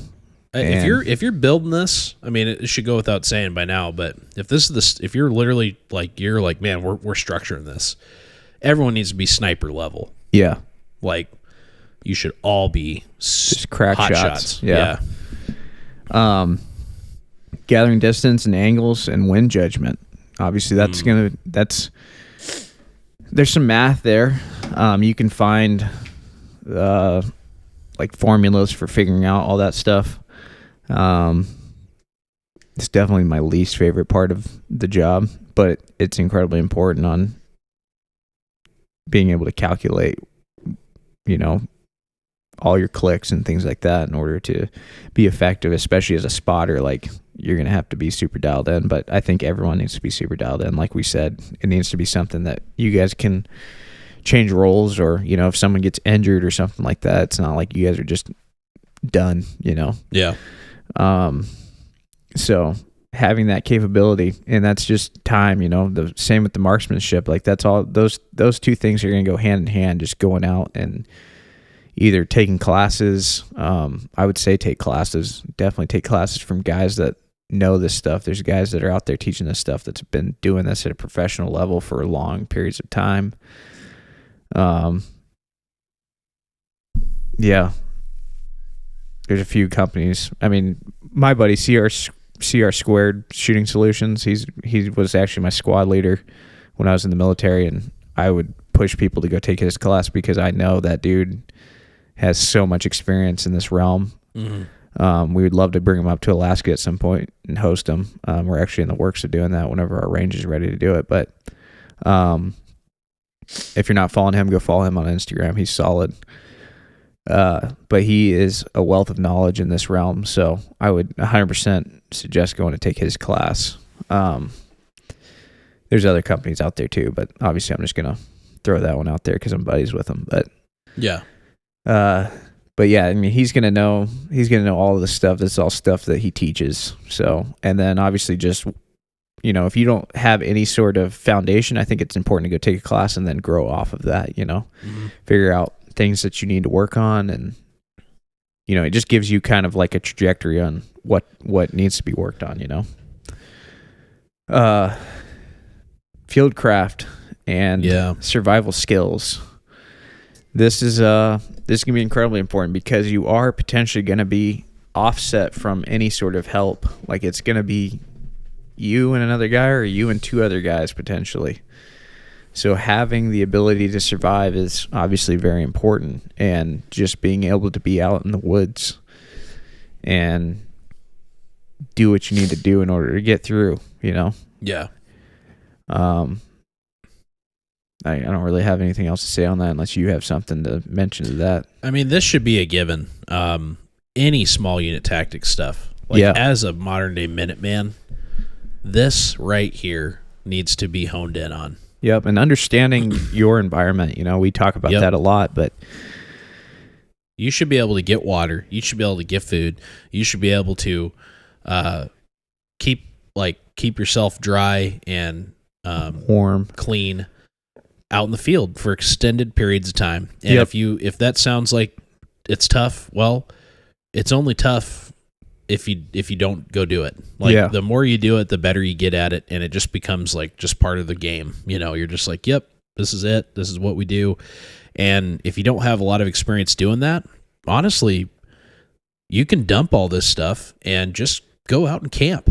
Just break. Like I'm a big believer in starting really small, building good, just solid foundational experience. Like the other stuff's a lot of fun. So if you want to like bring your guns with you, like I see videos all the time of like going on a camping trip and guys bring like their plate carriers and, you know, like videos on Instagram and stuff. Yeah. And I'm like, sweet. That's awesome. And that only adds to the experience. But like if you've never done it, just start small. Like go out, but get a little tent. Just go out and just, you know, see what it's all about. You know, go out with somebody. It's not smart to go out on your own, but if you're, you know, if it's just you, then stay close to the home front and just get your feet wet, literally. Like go out and just you go hunting as well, a little bit. Which hunting is going to be something that you can work on multiple disciplines within this list by going out and hunting. Yeah, absolutely. Oh yeah. And then, you know, as time goes on, ramp it up. Get to the point where you're able to go out and like make no noise, you know, like you're whispering the whole time, even though you don't have to. That's the thing, like doing this voluntarily, we harp on this a lot, but being willing to voluntarily do this and put yourself in really tough, uncomfortable environments, you know, and like voluntarily is going to separate you from the guy that always says, you know, oh, I'll be ready when the time comes. Oh, I'll be ready. You know, no, you have no idea. Like, if you have been putting yourself through this kind of stuff intentionally, voluntarily, and you're like chasing it, you know, you're making time for it, that's going to be, I mean, you're going to be you're going to be incredible out there if something actually happens. You're going to be one of the people that's actually doing something. All these other people that are like, yeah, you know, I'm just going to go do this. I'm going to work on this because I have fun doing this. And, you know, when the time comes, like, I mean, we see it all the time. You know, guys are like, yeah, I don't really like to go out and, you know, take time getting camping or whatever. Yeah. It's like, obviously, if I needed to, I would. You know, you hear that kind of stuff a lot, and it's like, really? How do you know? You know? Yeah. I promise you it's going to be harder and a lot worse and a lot more uncomfortable if you're having to do this. If you don't have a choice and you're having to do it. Also, you learn a lot about your gear and like what works, what doesn't work, and it's like better to learn that like before you actually need it than learn it when you need it. Yeah, and just, survival skills. I mean, being able to make a fire, like simple things like that, and being able to survive without making a fire, more importantly. Yeah. These are super important things. Yeah. If you don't know how to get water, like getting water procurement is one of the most important things. You got to have a way to do it, and you got to understand it. Yep. So, my next thing was understanding camouflage and how to be undetected. I kind of mentioned it in the last podcast when we brought up this, but you talk to anyone that goes to sniper school, and the hardest portion of passing sniper school is 100% the stocks. I guess I wouldn't say 100% because some people just are better at certain things than others. So, right. But from the guys that I've talked to that have gone to sniper school, they say that's what's going to get you, if anything's going to get you. It's tough, man. It's tough to move into an area that people are defending and not be seen doing it. Yeah. That's where understanding camouflage comes in. I mean, obviously understand how to camouflage to your area and the season you're in and everything, because one camouflage isn't going to do it for all year round in your area. No. I can almost guarantee you that. Certain places might get close, but definitely not areas that have like 4 seasons or, even 3 seasons, honestly. So that's pretty much everywhere. Yeah. But, definitely not where we live. Yeah. So understand your area and how to camouflage to it. Yeah. Know how to do face paint, know how to do all that stuff, know how to move. Sniper crawling is incredibly slow and it sucks. Anyone that's done it knows, but basically it's just like you are moving at the slowest speed possible with your face down in the dirt and you're just kind of inching your way. Yep. Literally inching your way. Yeah. And it's trash and nowhere to be because, like, obviously trash. like I mean, nowhere to hide because, like, so many people try to hide at bases of trees, and it's like that's literally like counter snipers. That's where they're gonna look for you at. It's looking for something called tree cancer, which is basically just like a bulge at the base of trees, and that's what they call it, tree cancer. So, yep.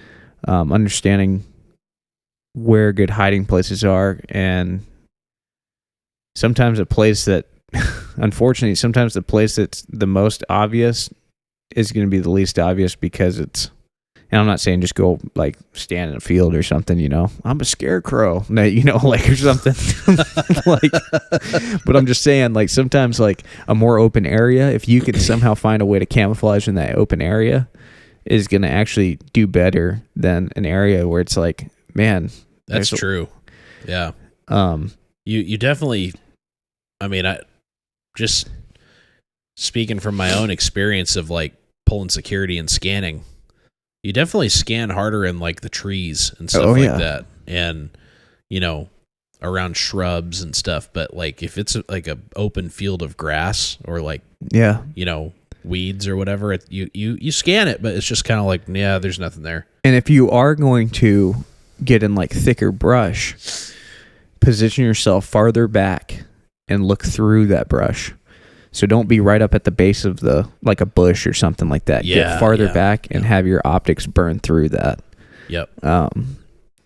So there's, and that, like, this is kind of a deep rabbit hole, but I'm just saying, just have an understanding of it, research how to do it best. And go try it. Yeah, that's the best way you're going to learn. Like, just have your buddies look for you.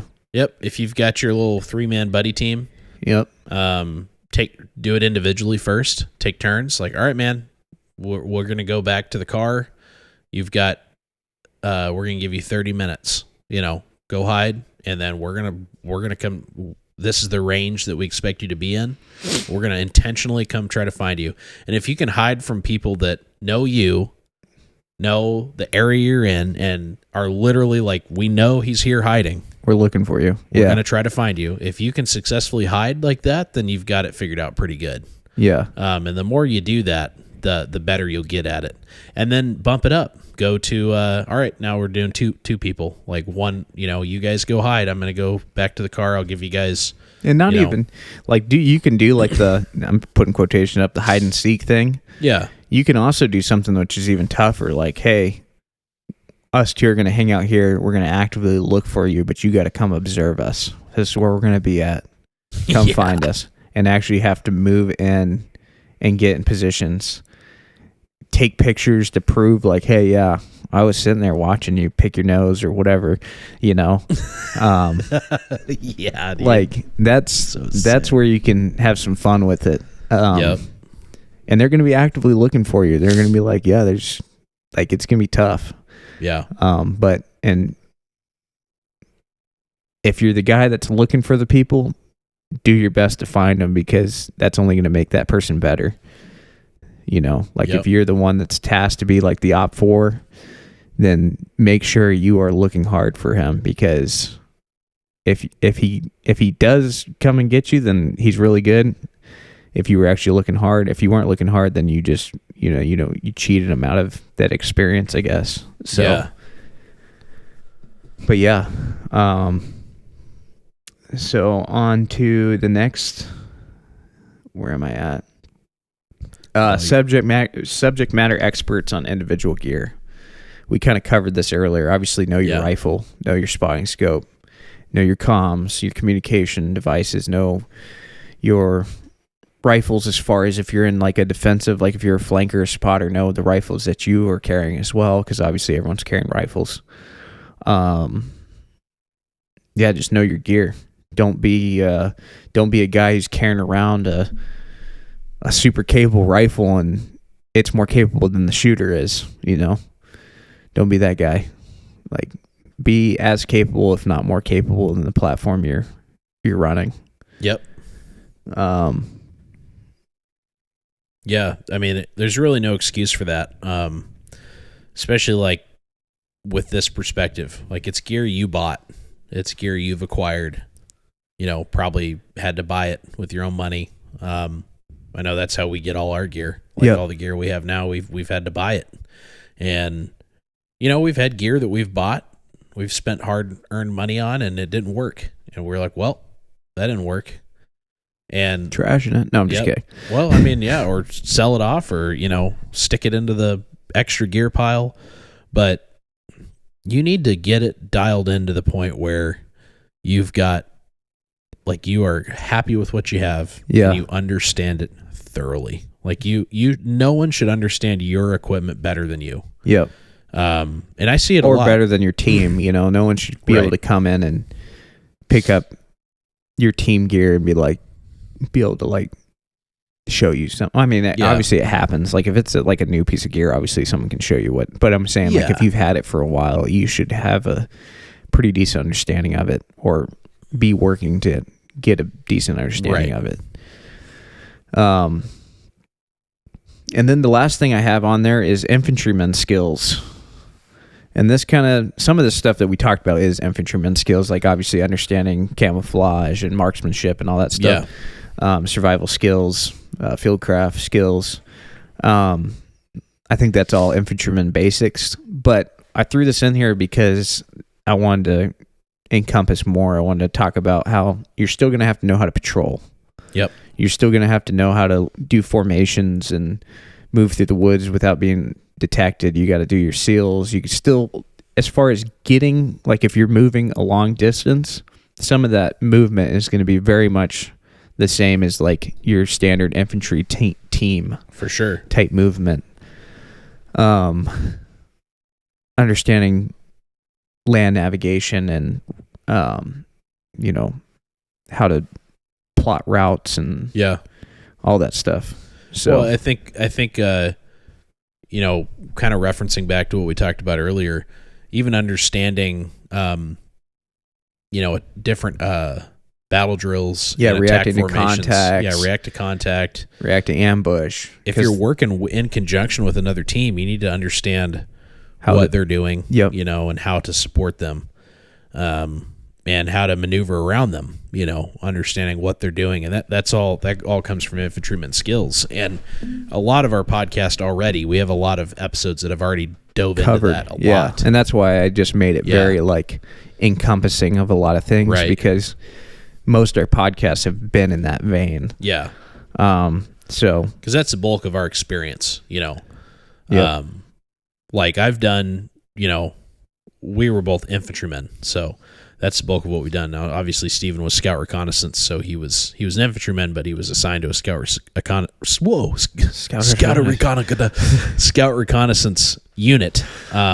So way more specific niche kind of mission focus.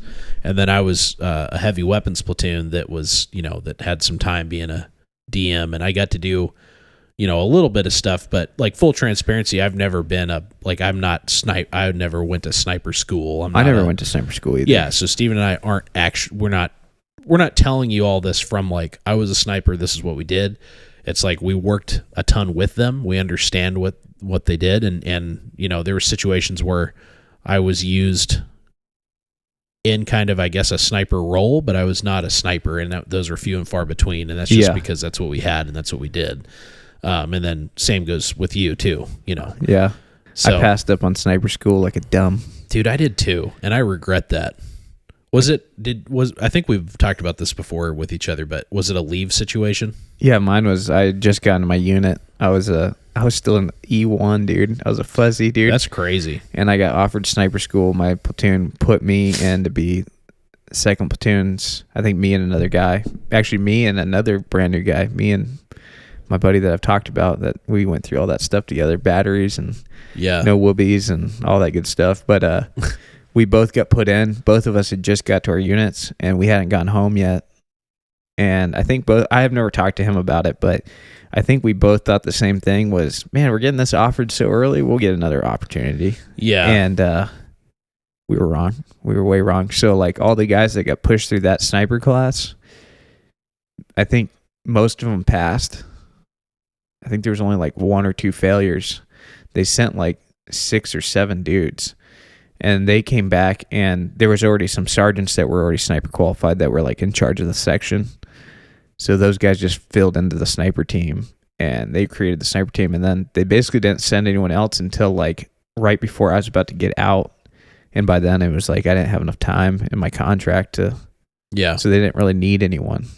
So all the guys that were in the sniper team basically were like in the same time I was. Like they got out like just before I got out. Yeah. So, yeah, I passed up on it like a dumb.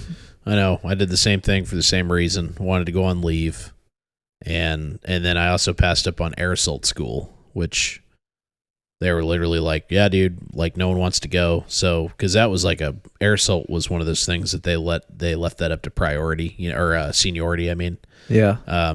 They're like, no one wants to go. So there's a slot that from our company. Do you want to go? And I thought about it a little bit, but I was like, well, how long is it? I was just young and homesick, and it was like, well, it's 3 weeks long or whatever it was. I was like, well, that's my whole leave. And they were like, yep, you're going to have to go during your leave. And I was just like, I don't want to. Yeah, I'd already bought my ticket. I remember that too. Like I was broke, man.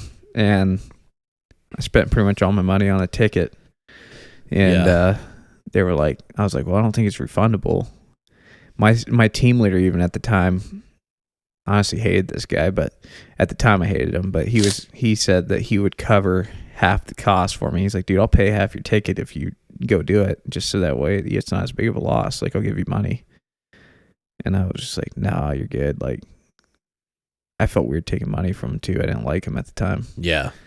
But I feel like you're going to owe him or something. Yeah, but he was, looking back on it, I think he was sniper qualified too. But he just didn't want, I don't think he just didn't want me to miss that opportunity. I think he knew I wasn't going to get it again. Yeah. And he was the one who pushed for me to go, because I got there and I was a pretty good shot. So they were like, yeah, let's send Barlow.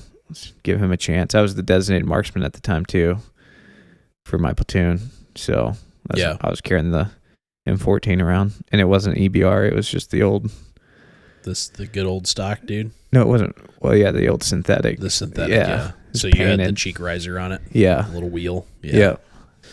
Those were sweet. That's the lightest one. Yeah, it wasn't bad. I carried it with an M4. Yeah. So I pretty much just had it strapped to my rock all the time, and I wasn't in it for very long. But yeah, it was a cool little job.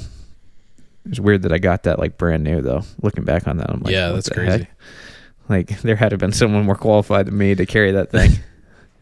But Hey, whatever. cool. Anyways, getting back into it. What were we talking about? We were just that whole thing came up because the bulk of our experience is infantry. Yeah. So yep. we're gonna always talk about that, and I think ultimately as a Minuteman, like the infantryman role factors over so well. Like it And translates so well. from the sniper community, even they will admit that most of their foundation is infantryman skills. Yep. And I think that's important to know, I guess. Right. So as far as gear considerations for guys who are building their teams, a precision rifle for your primary weapon operator. We kind of breezed over this slightly, but we talked about, 5.56 or a larger caliber.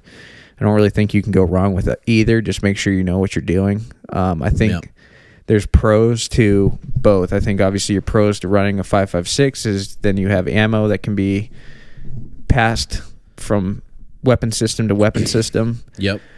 But then there's pros of going a larger caliber rifle where you have a little bit more reach and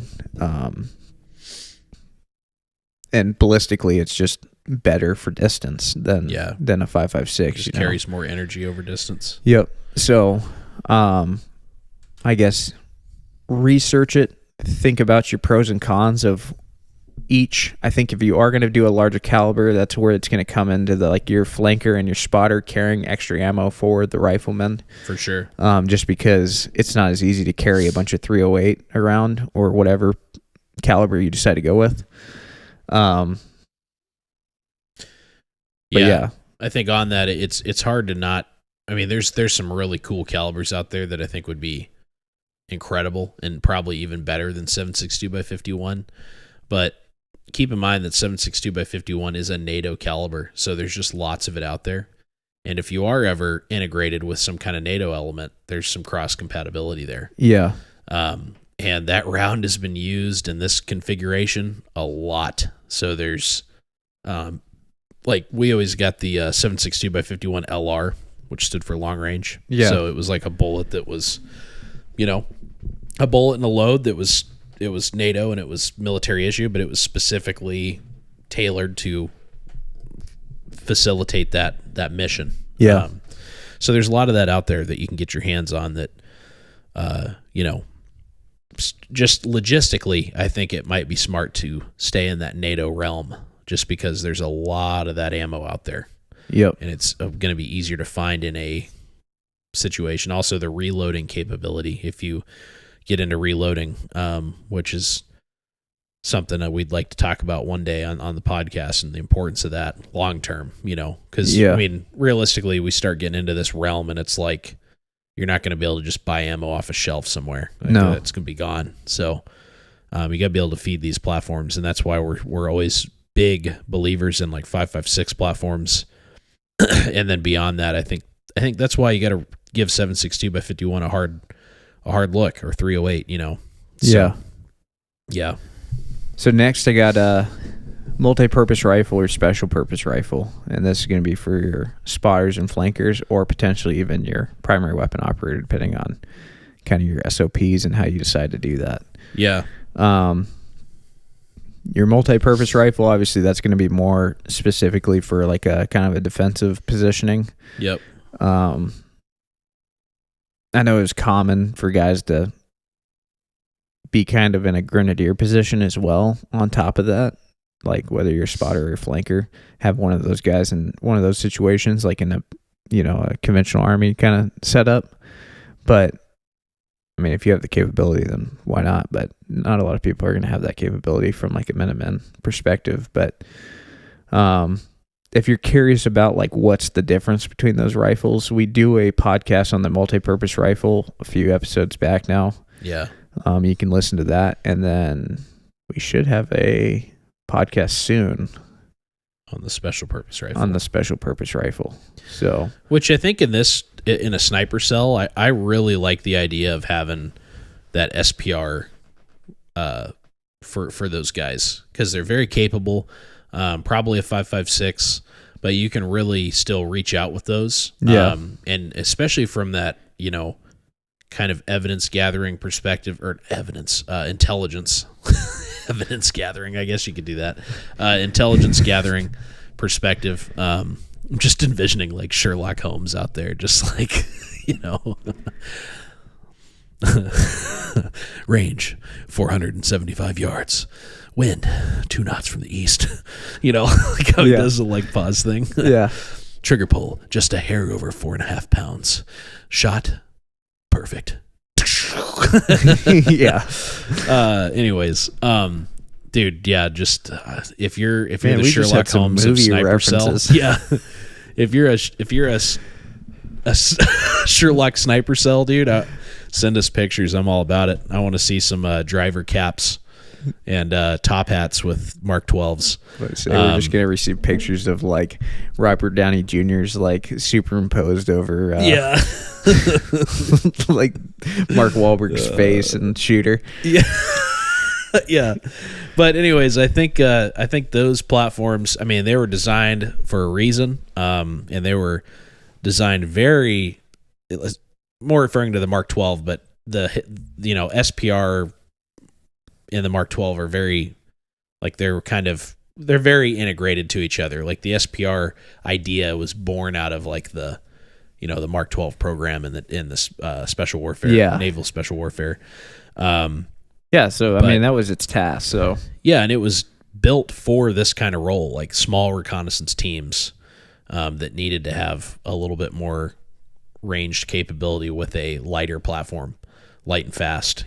So I think it's a good way to go. I think it increases your capabilities on as a whole, and I still think that a similar platform is pretty usable even at that main sniper position. But yeah. Next would be like your spotting scopes and or binoculars. I've always liked spotting scopes more than binoculars for whatever reason. For not only doing adjustments for follow-up shots, but also for gathering information. For whatever reason, I've just always liked spotting scopes better. But yeah. Some guys like binoculars, so I'm not gonna say no to that. I mean, use whatever you're best with, I guess. Yeah. Rangefinders. This should not be like a limitation to like, hey, you should be able to estimate ranges as well.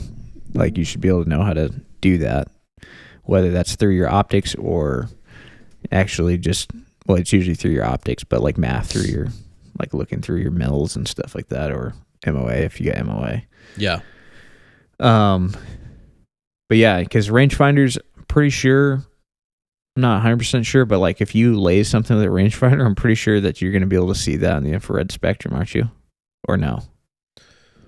I can't remember if you can. I mean, it's definitely an active signature of some kind. I was about to say, so there's like you're sending out a laser. Like understanding that's not like smart to do in all situations. Yeah. I don't think it's a bad thing to have on you, but understand if that's the case, which I think he's Googling right now while I talk. Mm-hmm. See if that's obviously if that's the thing, then it's probably not smart to use if you're trying not to get caught, because that's just going to be a direct trace to where you're at. Radios and comms equipment, obviously, like have it, but not only have it, but know how to use it really well, because we've talked about it before, but painting a signature of where you're at is incredibly dangerous depending on who you're up against.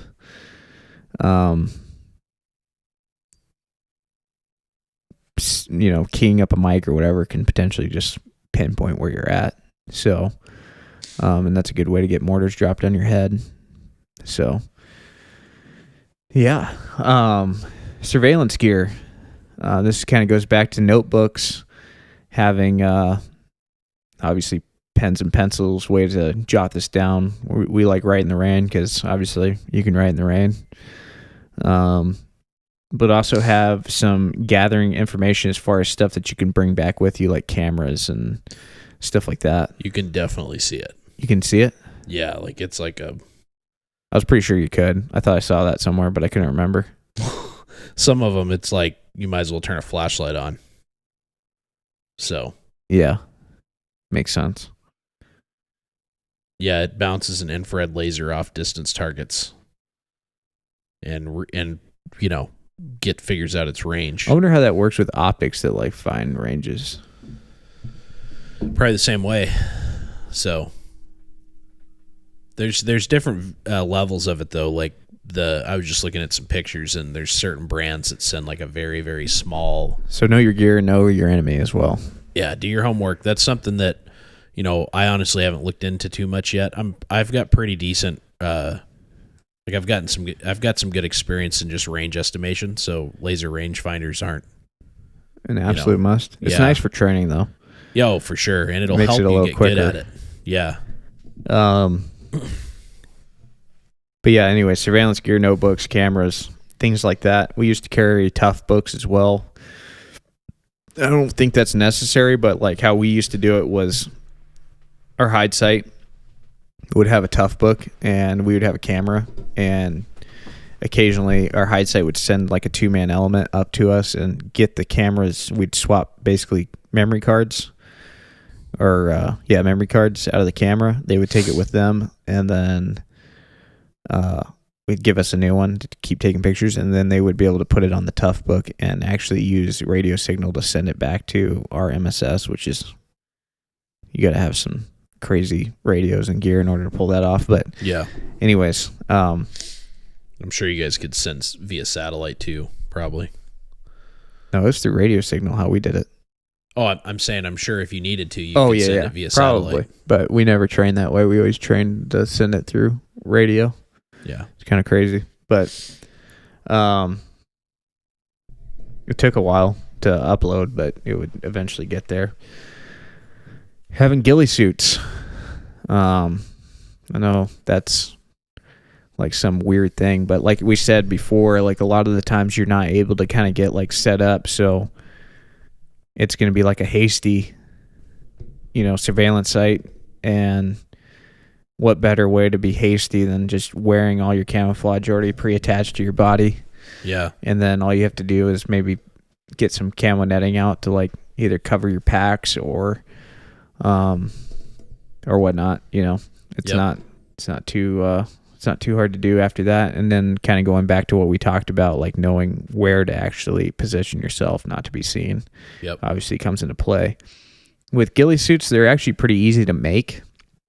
Actually, we made all ours in my unit. You can take like old military uniforms, whatever camouflage you want. We use multicams. You can sew on like over the knees and like elbows and like your belly section. Mm-hmm. We sewed on like almost like a Carhartt type material. I brought mine to a seamstress in order to do it, but you could do it yourself if you knew what you're doing with like now we could do it ourselves because you can sew pretty decent, but yeah, it's just like a tougher material because obviously those are the areas that are going to get rubbed. Right. You just kind of spray paint that material just to kind of break up, like give it a little bit of a broke up pattern, because if you are just walking upright, obviously you don't want it to just be like, whoa, I'm Carhartt, what's up? Yeah. We cut out the backs of our tops and put in like a net, so that way it's a little bit more breathable. Depending on the area, you may not have to do that. Like up in Alaska, we probably wouldn't do that just because it's not hot enough that you're dying that much anyways. Right. But down in North Carolina, obviously it got pretty hot during the summertime, so we like to have that done so that way you just have a little bit more breathability and you're not sweating as much. But then you just get fishnet with you can take fishnet and run little sew sections, but honestly, like most of my net is actually held on with shoe goo, which is random. But really, yeah, most of it's held together by shoe goo on the net, and it works perfectly fine. Like it's tough. Once it gets completely cured, it's good to go. I did run little stitch sections just to keep things intact if things do break off, but like for the most part, it's shoe goo that's holding it on there. And then you get bags of jute, which is like basically like camouflage colored yarn that you can order, and you can get it in different colors. So just make sure you get kind of the right color pattern for your area. And you just tie them in, and you just grab like a couple different colors and strands and just basically make dreadlocks out of them. And then your last step is going to ghillie wash it. So you go get in like a nearby like water or pond, and then just kind of, we would actually like wear them and do it because it was like part of like the tradition to ghillie wash them. But Yeah. you go roll around in the dirt and mud and muck and mire, dude, and it would just like kind of get all that stuff. And that's like how those ghillie suits look, like all dready, like matted up. Like It makes them look more like a natural occurrence rather Yeah. than a man-made thing. Yep. So, and then you can tie in stuff. You can use that net to tie in other like needles or leaves or parts of your environment into that as well. So how do you maintain that? So once you ghillie wash, it just kind of stays that way? Yeah, it kind of makes it like a more of a dull color. It doesn't, like all those colors that you have individually, they still matter. So I'm not saying just put whatever you want on there, but it does kind of, they get stained at whatever color you end up doing. Yeah. Kind of holds dirt in it. It's kind of the same thing as like when you use a camo net. It's like you can never quite get all the sticks and weird crap out of it. It's just always going to be in there. Yeah. That's how it is for the ghillie suit as well. Yeah. Some of it so can you're get, obviously never washing it. Like it's No. just, that's it. That's it, man. Cool. It's just a nasty dreadlock suit. Nice. But yeah, they work good though. Next, camo nets and thermal hides. Thermal hide like material is not super capable to get from like a civilian perspective. Like you start looking into like actual stuff that your average Joe civilian can get their hands on. It's really tough to actually find stuff, which is unfortunate. Hopefully more companies start coming out. There are companies that make it. It's just, and it works pretty decent, but there's also like, there's always going to be a little bit of flaws. So like, I don't know, like they're not like a perfect solution is what I'm trying to get at. Right. Like Relv is a perfect company that I always think of because they've been doing it for a while, but their nets work pretty decent, but they're not like a perfect solution for it. Yeah. Like it's better than nothing for sure. Yeah, like a lot of that stuff, you'll notice it does a pretty good job in the thermal spectrum, but then it's trash in the IR spectrum. Yeah. So it's tough, and both will be used against you in conjunction probably. Yeah. So yeah, just if you got that stuff, just test it, see what works, see what doesn't work, and then just have like an understanding of. It's amazing what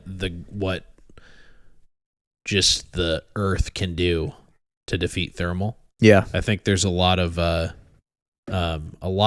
false sense of security. Like a lot of people are buying thermal units and they're like, oh yeah, I'm going to be able to see anybody at any time. And it's like, yeah, it's going to make it easier, but it's going to make it easier if they don't think you have that capability. Yeah. If they're just being willy-nilly, but if they're using it's amazing how well you can hide from thermal just by being, subsurface or by being under. Yeah, you're good. If you're like thick canopy. If you're under subsurface, you're good, dude. Yeah. Like I remember one of our missions, they were like, hey, we're going to have Apaches come look for you guys once you guys are set in. So then the following day we were supposed to go, like we were infilling in that night. We were supposed to be set by that next morning into our serve site. And then they were going to come search for us with Apaches. And I remember thinking like, dude, we're screwed, man. There's no way. Because I didn't know what the capability was, Yeah. I was like, there's no way. They're going to be able to find us, dude. They never found us. We were in there for like 5 days while they were looking for us. And I was like, man, this stuff works so good. Yep. Like that was like when I realized how well it worked. That and like humans looking for us too. Like they would send people out to come find us. We legitimately had like guys like almost walk right over top of us and never figure out where the heck we were. That's crazy. It was insane. Yeah, it was pretty wild. Like you just hear them talking, you're just sitting there like, don't step on us. Yeah. Because if they step on you, they'll find you, right? I don't know, dude. Is it that secure? Yeah, it's pretty secure. Really? Yeah, Like the lid of we'll that build thing? one this summer. Yeah. We'll document it and share it to the gram. Sick. But Yeah, I've never done any of that. it depends on how much time you had set in. See, like if you had a long movement, then sometimes it was a little bit more hasty. You're still subsurface, but you just didn't quite have enough time to like Yeah. get it completely dialed in. But yeah, if you like actually do it full on, I remember one time I first started and walked over top of us just to see like what it felt like, and we were underneath it, and he was literally on top of us, and he was like, "Man, honestly, like." He's like, it's pretty impressive how it feels like when you do it right. Like you can't tell too much, and it probably depends on the materials you use too. But like the branches and stuff, like if they're stiff enough, because like obviously if you can feel it sag, then it's gonna be like, what the heck? What am I standing on right now? Yeah, Yeah, but then you've got like, you've got combatants underneath you. So, I mean, yeah, that's kind of crazy. Like, I guess what I'm saying is you lift it up and you're probably going to take a round to the face, you know? yeah. But it's going to be a tough day either way. But It's a bad day for them too. But anyways, yeah, that's kind of random. But and then sustainment packs, so food, water, shelter. We've talked about packs as well. Obviously, you can go as small as you want and as big as you want. I mean, obviously, it's dependent on the mission. So, like we said earlier, a lot of like active sniper cells as far as like being in the position, it's not going to be that long because you're not sleeping and you're not really eating. So, if it's something where you push forward and you do it for 24 hours and then you push back, regroup, and then push back forward and then maybe you have a bigger pack that's like staged in a position or whatever. So that's an option. Or if you're moving in with a bigger group of people, obviously, then you'd leave it with them, like in the MSS or whatever you want to call it. But yeah, I mean, it's just having the gear though, having the capability, having maybe like more of like a day pack versus like having like more of like a 72-hour plus pack, Yeah. And then having the proper gear inside, which we've had podcasts about, so you can listen to those and figure out kind of what are good things to carry for more sustainment style packs. So yeah, that's pretty much your sniper cell, like in a whole. And that's not only from a Minutemen perspective, that's also from like your conventional army forces. Like a lot of that stuff is the same thing they use it for. And like you said, I mean, what are some of the ways this applies, and that's kind of where I want to end it on is I think like the main things that it applies to is obviously those smaller teams, like what we originally talked about, like at the beginning, your smaller teams that aren't, they're not set up to have like a full on squad or anything like that, but they still want to be a capable force. Yeah. This is a great option to kind of lean into. And like I said on the previous podcast, even if you grow from here, it's not like it's lost skills. Like a lot of these skills, not only do they carry over, but it's still useful in a larger element. I think it gives you an advantage. Yeah, for sure. From small unit tactics perspectives, like guerrilla warfare and this kind of stuff, like, yeah, don't look at it like, we're going to waste all this, we're going to take all this time training. What if we end up with like 10 guys in our group? It's like, sick, dude. Now you have all this experience and knowledge you can share with others. You can branch off and have multiple. You could be a team of sniper cells, Yeah.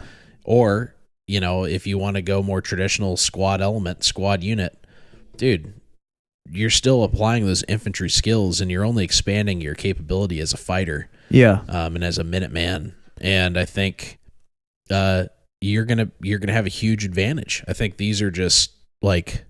Honestly, I think, let me take it a step further. I think if you do have a big group, you should train in these skills. Yeah. I think breaking down and understanding how to operate, how to take a bigger team and operate within smaller cells like this, specifically sniper cells or reconnaissance teams, I think is super important. Yeah, and that's like one of the main other things I was going to get on, because I was going to say, yeah, it's not even like if you already have a big team, like don't like if this is something you still feel like is going to better you, which it will, if you have the numbers to pull it off. If you have the numbers to have a full squad and then this on top of that squad, like in addition to that, it's a great way for setting up support by fire, like we told before. Obviously, you're doing more long range, longer distance reconnaissance than like a smaller squad or a smaller, like a small unit tactics squad might be able to do. But honestly, like if everyone's running like SPRs or MPRs, then you're going to be about the same range capability. But yeah, I think it's a great addition to even larger teams. Like setting up, okay, yeah, these 3 guys want to kind of branch off and do this for the group. I think it would be cool. I wouldn't necessarily, and I don't know if so like if you only have enough guys to have like an Alpha and Bravo team, I don't know if I would break up your Bravo team just so you can set up maybe have that skill set. Yeah. Still within that team, but I wouldn't be like, hey, we're just going to go a team size element and then try to do like a full squad roll. Yeah, it'd be kind of wild. It'd be tough. But and then another benefit from it is understanding how your conventional forces use these assets and how dangerous they can be to you.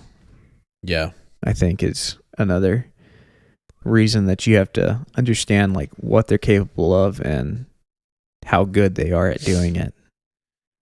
And if that's all that you can learn from it because you're not interested in doing that, I still think it's a valuable lesson, I guess. Yeah. So I agree. I think I think this is to me it's a like easy transition as far as or I guess I should say justification. Like if you got a small group, and again, it's one of the most common things we hear. Like I really like what you guys talk about. I can't find other guys. And if you're solo, these are still, like you were saying, you're still things you can practice and get good at while trying to search for maybe a buddy that will take up the torch with you. Yeah.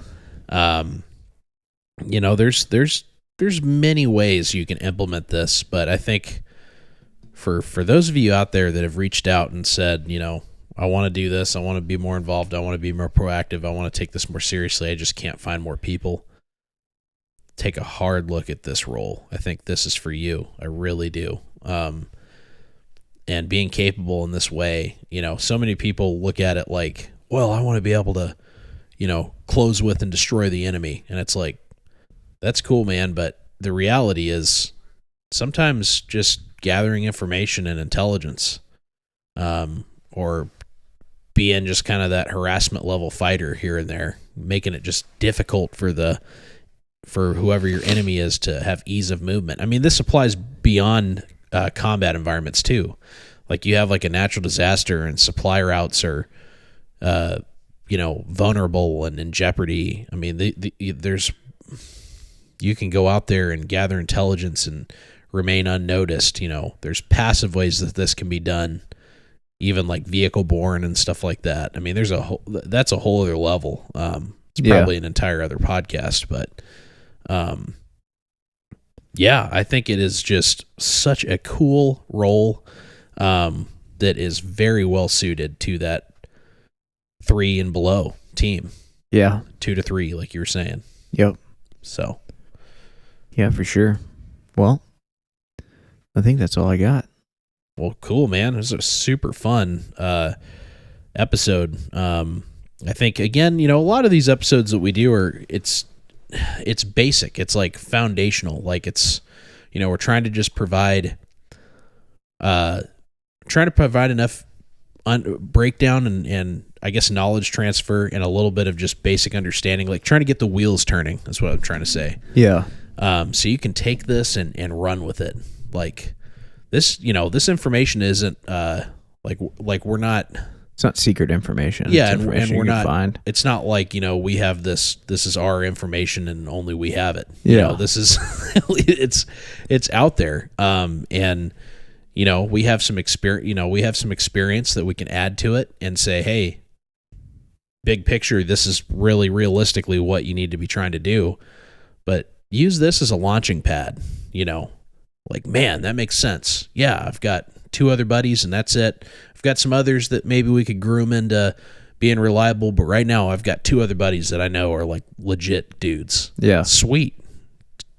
Talk to them about this. Sit them down. Start to consider it and implement it. And if it's something that makes sense for you and your environment and your community, I mean, that's a big thing too. Like, take a look at your community. Like, how could this benefit your community? Ultimately, the whole mission of a Minuteman is not just like, seek and destroy. Like, come here, bring it on. Yeah, it's. Well, we talk about it all the time. It starts in the home. Like, yeah, family, being prepared and capable of defending and caring for and providing for your family.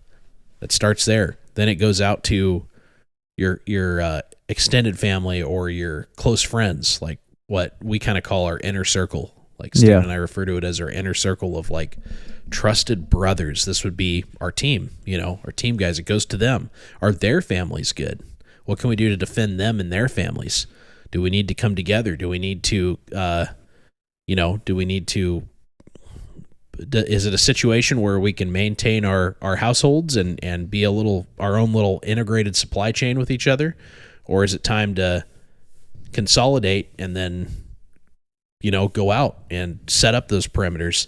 And then it immediately after that, once you have those 2 things covered, it goes to your community, the community you live in, ultimately where you live. Like, it's our home, My home isn't just my house. My home is, it's the Kenai, for me, it's the Kenai Peninsula. It's, it's Kenai and Soldotna. That's the area we live in. And I don't want anything to happen to this area. I love this area. Yeah. And I'll do what I can, once those first 2 categories I'm comfortable and we're confident in its capability, the farther you expand that perimeter of defense, that perimeter of response, I should say, the more effective you are at maintaining your community. And it takes a lot of coordination. It takes a lot of effort. And I think the sniper cell is an absolute piece of that puzzle. And just because you're a small group of guys doesn't mean that you're not capable and you're not able to expand out and be resourceful and effective. And further on that, if by working into this and getting really good at it, you may meet another group, and maybe you can maintain a little bit of insulation, between that group and yours for like, security reasons. Because it's hard to full trust people and their intentions and what they're going to do.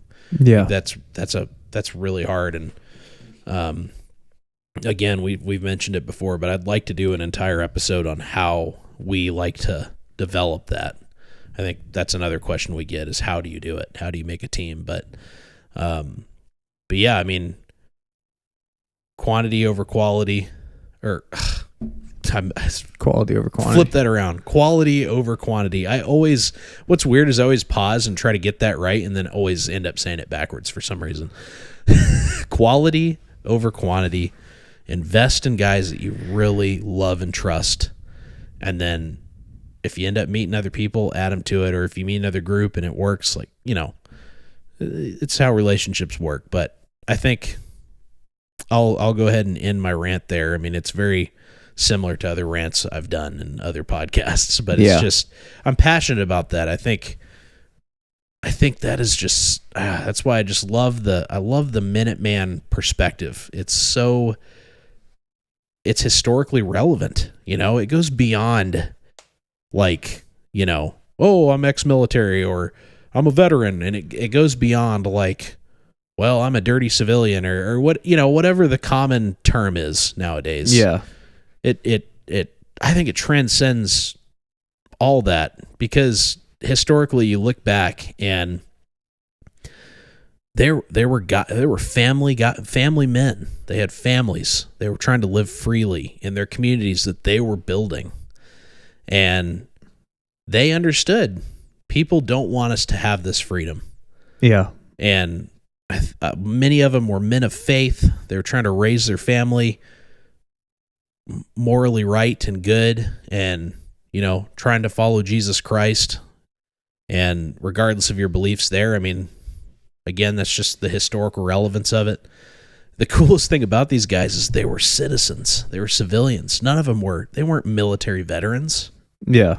You know, I mean, obviously, Stephen and I are both prior military guys, but people get hung up on, you know, on that side of the aisle. It's like, you know, well, if you haven't served in the military, you don't know. And that's just nonsense. I mean, transfer that knowledge you have and be willing to share experiences. That's what Steve and I try to do. But that's the coolest thing about the Minuteman, is that they were strong men of character that had not just a passion, but they had an understanding of the reality that they must defend what they have. Yeah.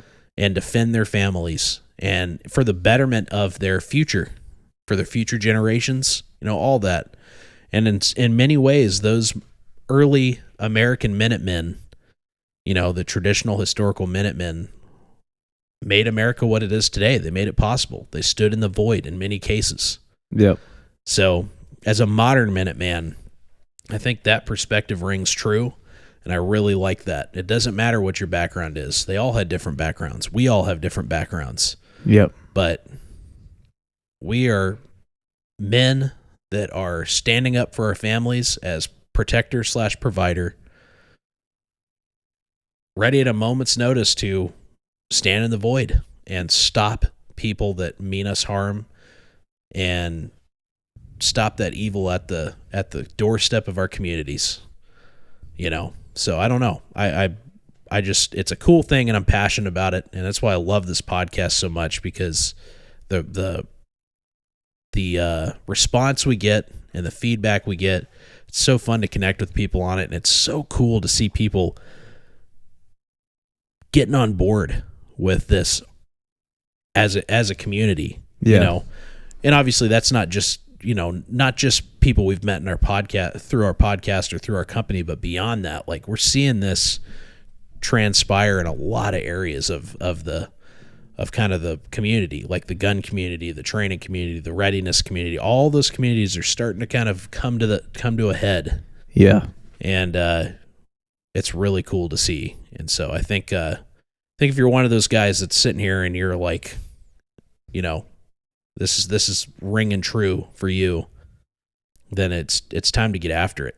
And if you got a small team, I think the sniper cell is a fantastic way to start getting into that.